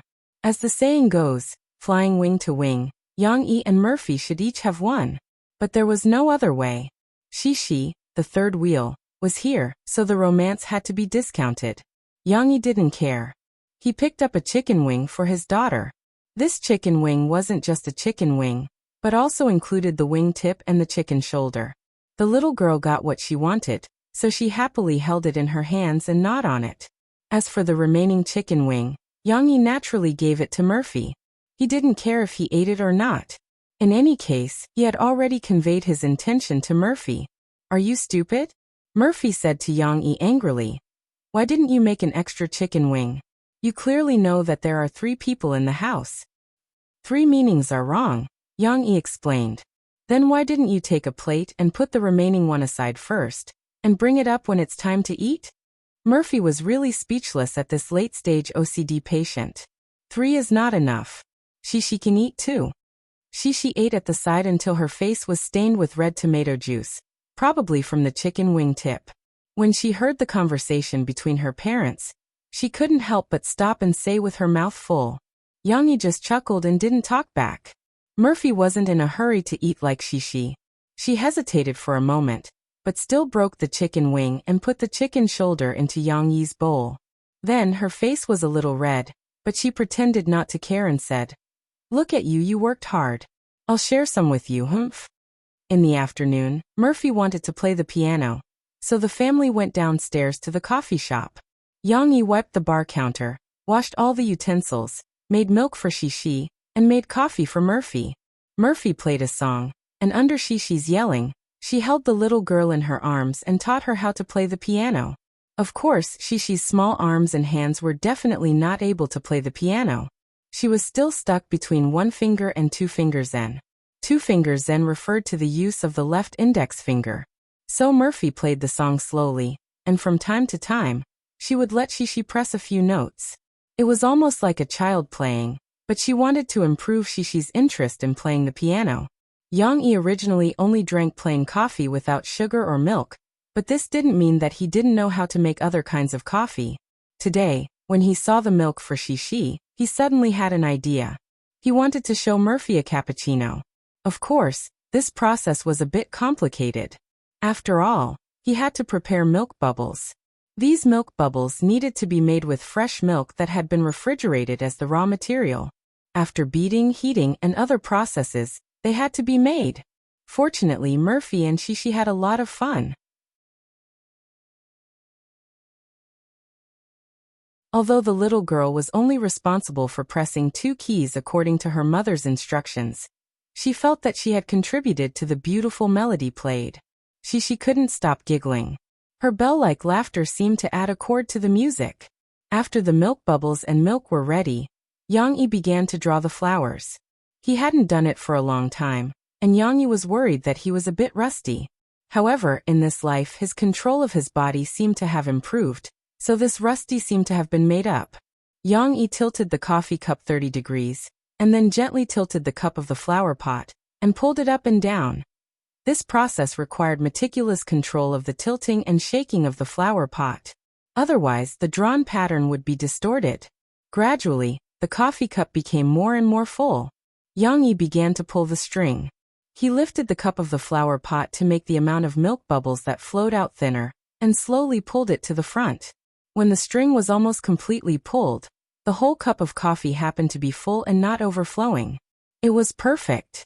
During this process, Yang Yi seemed to be doing it steadily. However, when he put down the coffee cup, he still let out a long sigh of relief. In the process, he used a lot of energy. After all, he hadn't made cappuccino for several years.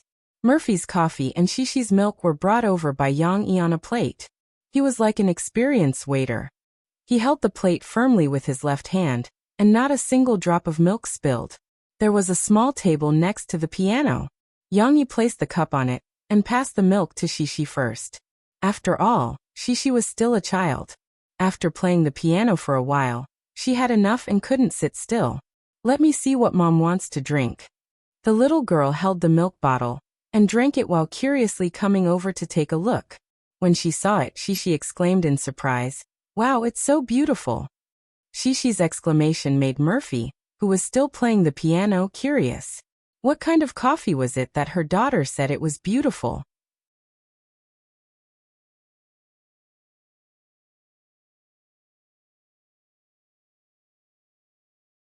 Chapter 148.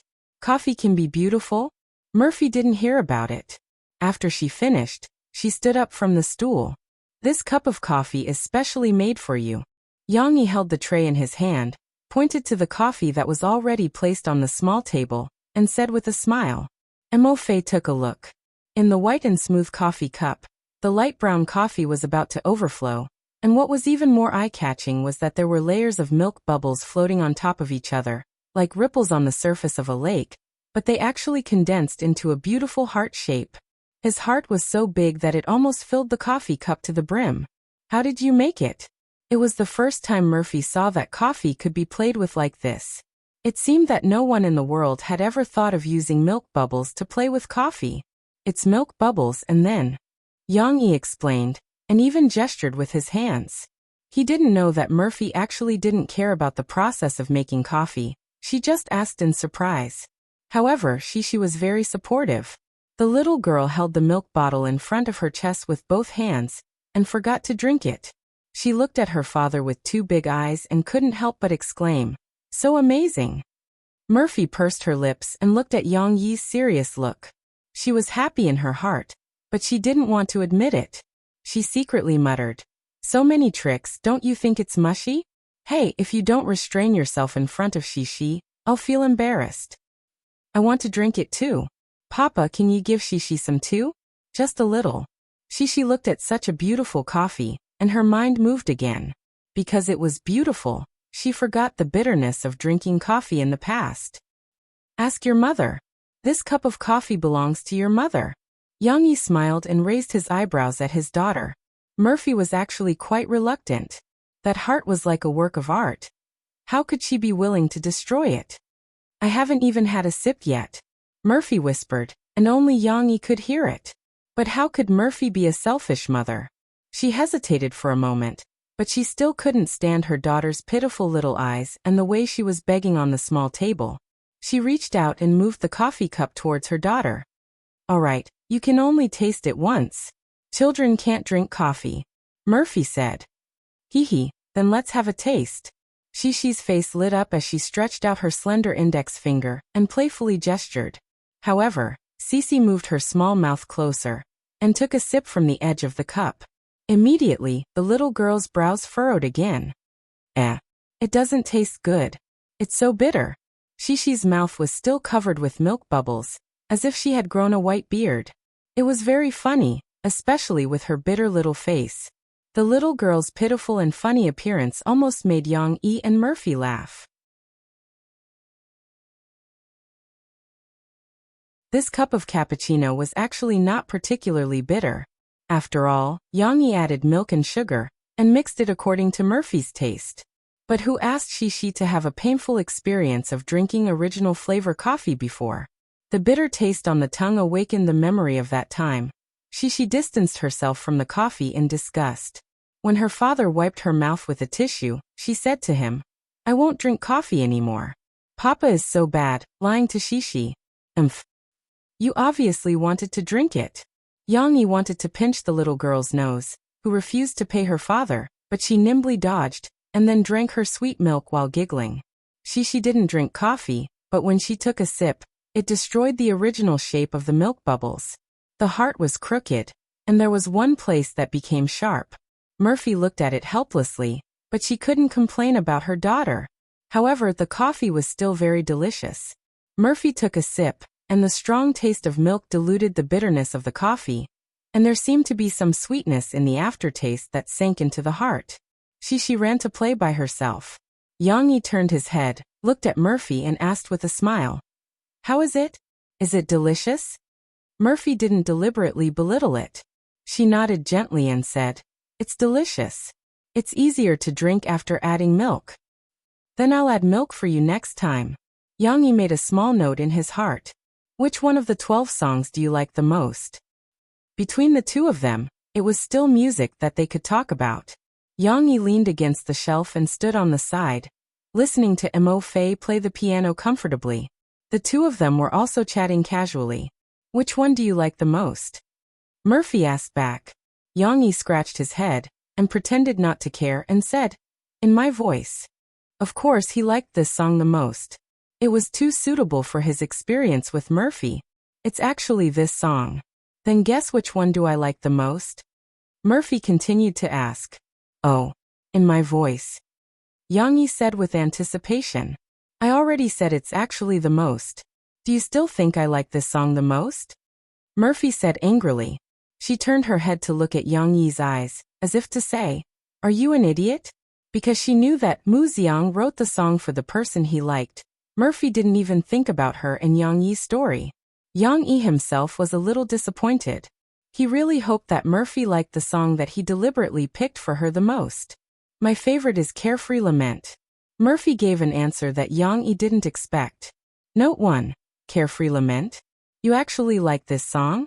This song to you, isn't it not challenging at all? Yang Yi asked in surprise. That's right. This song was basically like a poem. It had long lyrics, rhythmic sentences, and a simple and clear melody. Even those who didn't know how to sing would be able to sing this song well. Because the lyrics of this song are well written. Murphy said with emotion. I have never seen such ancient lyrics. Yeah, you told me before that it was China style. Look at this sentence. Self-deprecating. The ink runs out of thousands of feelings. The hero is sad. The song ends. The hair is white. And the beauty dies. Isn't it beautifully written?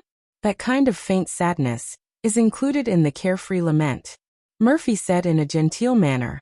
What she said made sense. The reason why Yang Yi liked this song was that he felt that the lyrics were well written. Listening to it, he seemed to be able to see the fluttering snow, playing out the love and hatred of the Jianghu, but being drowned by time. Compared to those songs that use techniques to sing emotions, I still prefer this kind of song with a plain melody, but with profound meaning, Murphy said.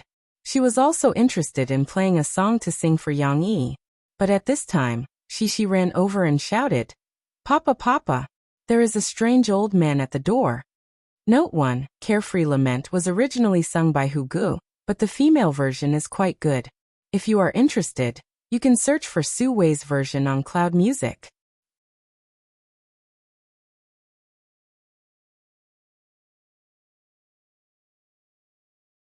Chapter 149. Shishi said that there was a strange old man, and the word strange was not wrong. She was playing in the shop earlier, and through the floor-to-ceiling glass, she saw an old man loitering outside looking around. Yang Yi heard his daughter's words and looked back, only to see an old man in a loose navy cotton linen tang suit, and a light gray fisherman's hat standing at the door. Where did this old man come from? Could he be a customer of the coffee shop? Considering Murphy's special identity, Yang Yi stood up and went to the door, just in time to meet the old man's gaze. I'm sorry, sir, our shop is not open today, Yang Yi said apologetically. In his heart, he was also secretly surprised. This old man was not an ordinary person. His eyes were slightly cloudy.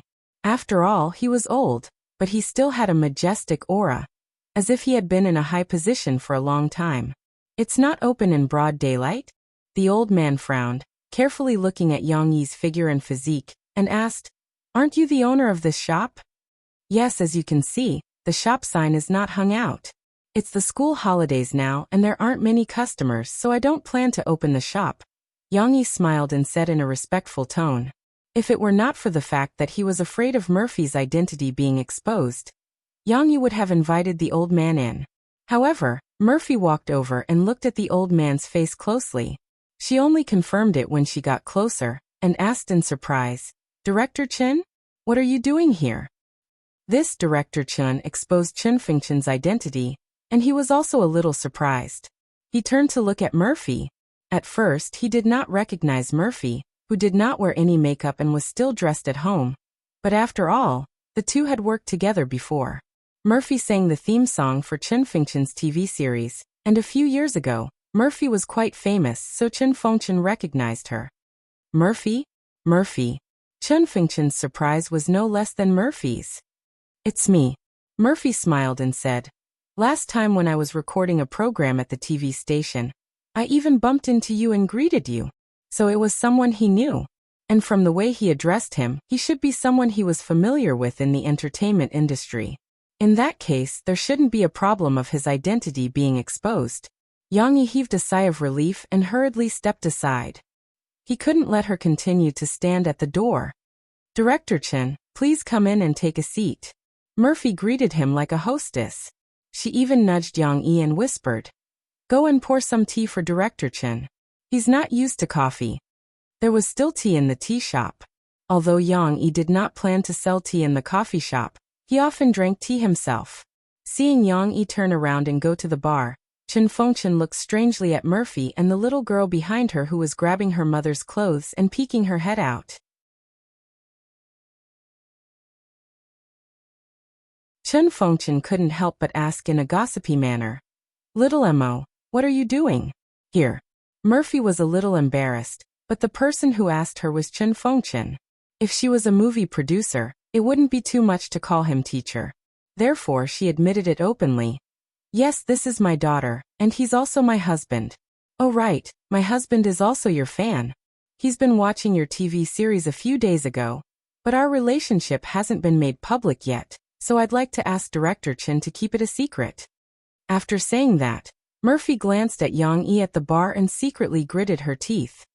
This guy must be secretly happy. Humph, secretly happy? I won't let you off so easily.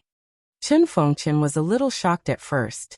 After all, there was no news of Murphy getting married in the entertainment industry. How could her daughter be so old already? However, he wasn't too surprised.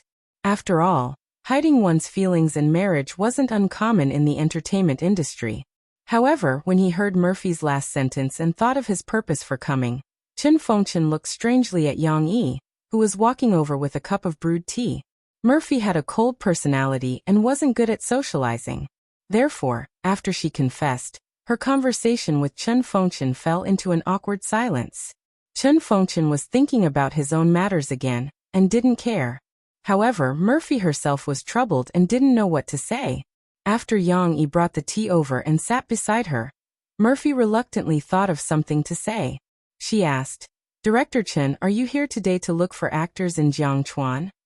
Apart from this possibility, Murphy couldn't think of any other reason why Chen Fengchen would leave Beijing and come to Jiang City Media University. Yang Yi wasn't interested in the entertainment industry. He brewed tea and brought it over to the old man. In fact, he wanted to pull his daughter away and not disturb Murphy and the other party's conversation. However, Chen Fengchen's expression was a little strange. He pointed at Yang Yi and said, "If I'm not wrong, your husband is Yang Yi, right?" Murphy was surprised. She didn't expect the old man to know Yang Yi's name. However, she wasn't so shrewd. She nodded and said, "Yes, how did you know?" However, Yang Yi had already reacted. There weren't many people who knew his name. Yang Yi sized up Chen Fengchen, who was dressed plainly, and asked tentatively, "Director Chen, is this old man Director Chen Fengchen?" Chen Fengchen smiled and said calmly, "Yes, I'm here to look for him." Before he arrived, Chun Fengchen was still a little worried. He didn't know what kind of temper Yang Yi, the author, had. But now that he saw Murphy and knew that Yang Yi was the husband of someone he knew, he was relieved. He felt that everything was more or less settled. Ah, looking for Yang Yi? This time it was Murphy's turn to be surprised. Chun Fengchen didn't explain to Murphy. Instead, he raised his head and looked at Yang Yi. He smiled and said, "Little brother Yang should know why I'm here. I'm sorry for the sudden visit. However, it's also because little brother Yang wrote well." Murphy was still a little confused. Yang Yi sat down beside her and whispered in her ear, "Didn't I publish 2 books? He's here to buy the film rights." So that's why. Murphy understood. In an instant, she understood some of the details, including some of her words. She couldn't help but feel a little embarrassed. Since it was related to him, Yang Yi didn't leave. He looked at the other party indifferently. Although he still used honorifics, his tone was neither servile nor overbearing as he said, "Yes, the publishing company has contacted me. However, I didn't expect that you would come personally. I was thinking of visiting you after this month when my daughter goes to kindergarten." "That's not necessary. I'm not that pedantic. Your books are indeed good. Give me a price. I want to buy both of them to film a TV series." Chun Fengchen waved his hand and went straight to the point. His straightforward manner couldn't be considered straightforward, but as a great director, his uncompromising aura was faintly revealed. If Murphy wasn't here, Yang Yi could give a strong response because he wasn't happy with the other party's oppressive aura. But now that Murphy was here, Yang Yi felt that it would be more troublesome to deal with it. He turned to look at Murphy and exchanged glances with her. "Will it affect you?" Murphy understood his meaning. Her heart felt warm, but she responded with a firm look. "Do as you wish. Don't mind me." You're tuning in to the Earbook Haven YouTube channel. Don't forget to subscribe and join us on this journey to catch the most captivating stories.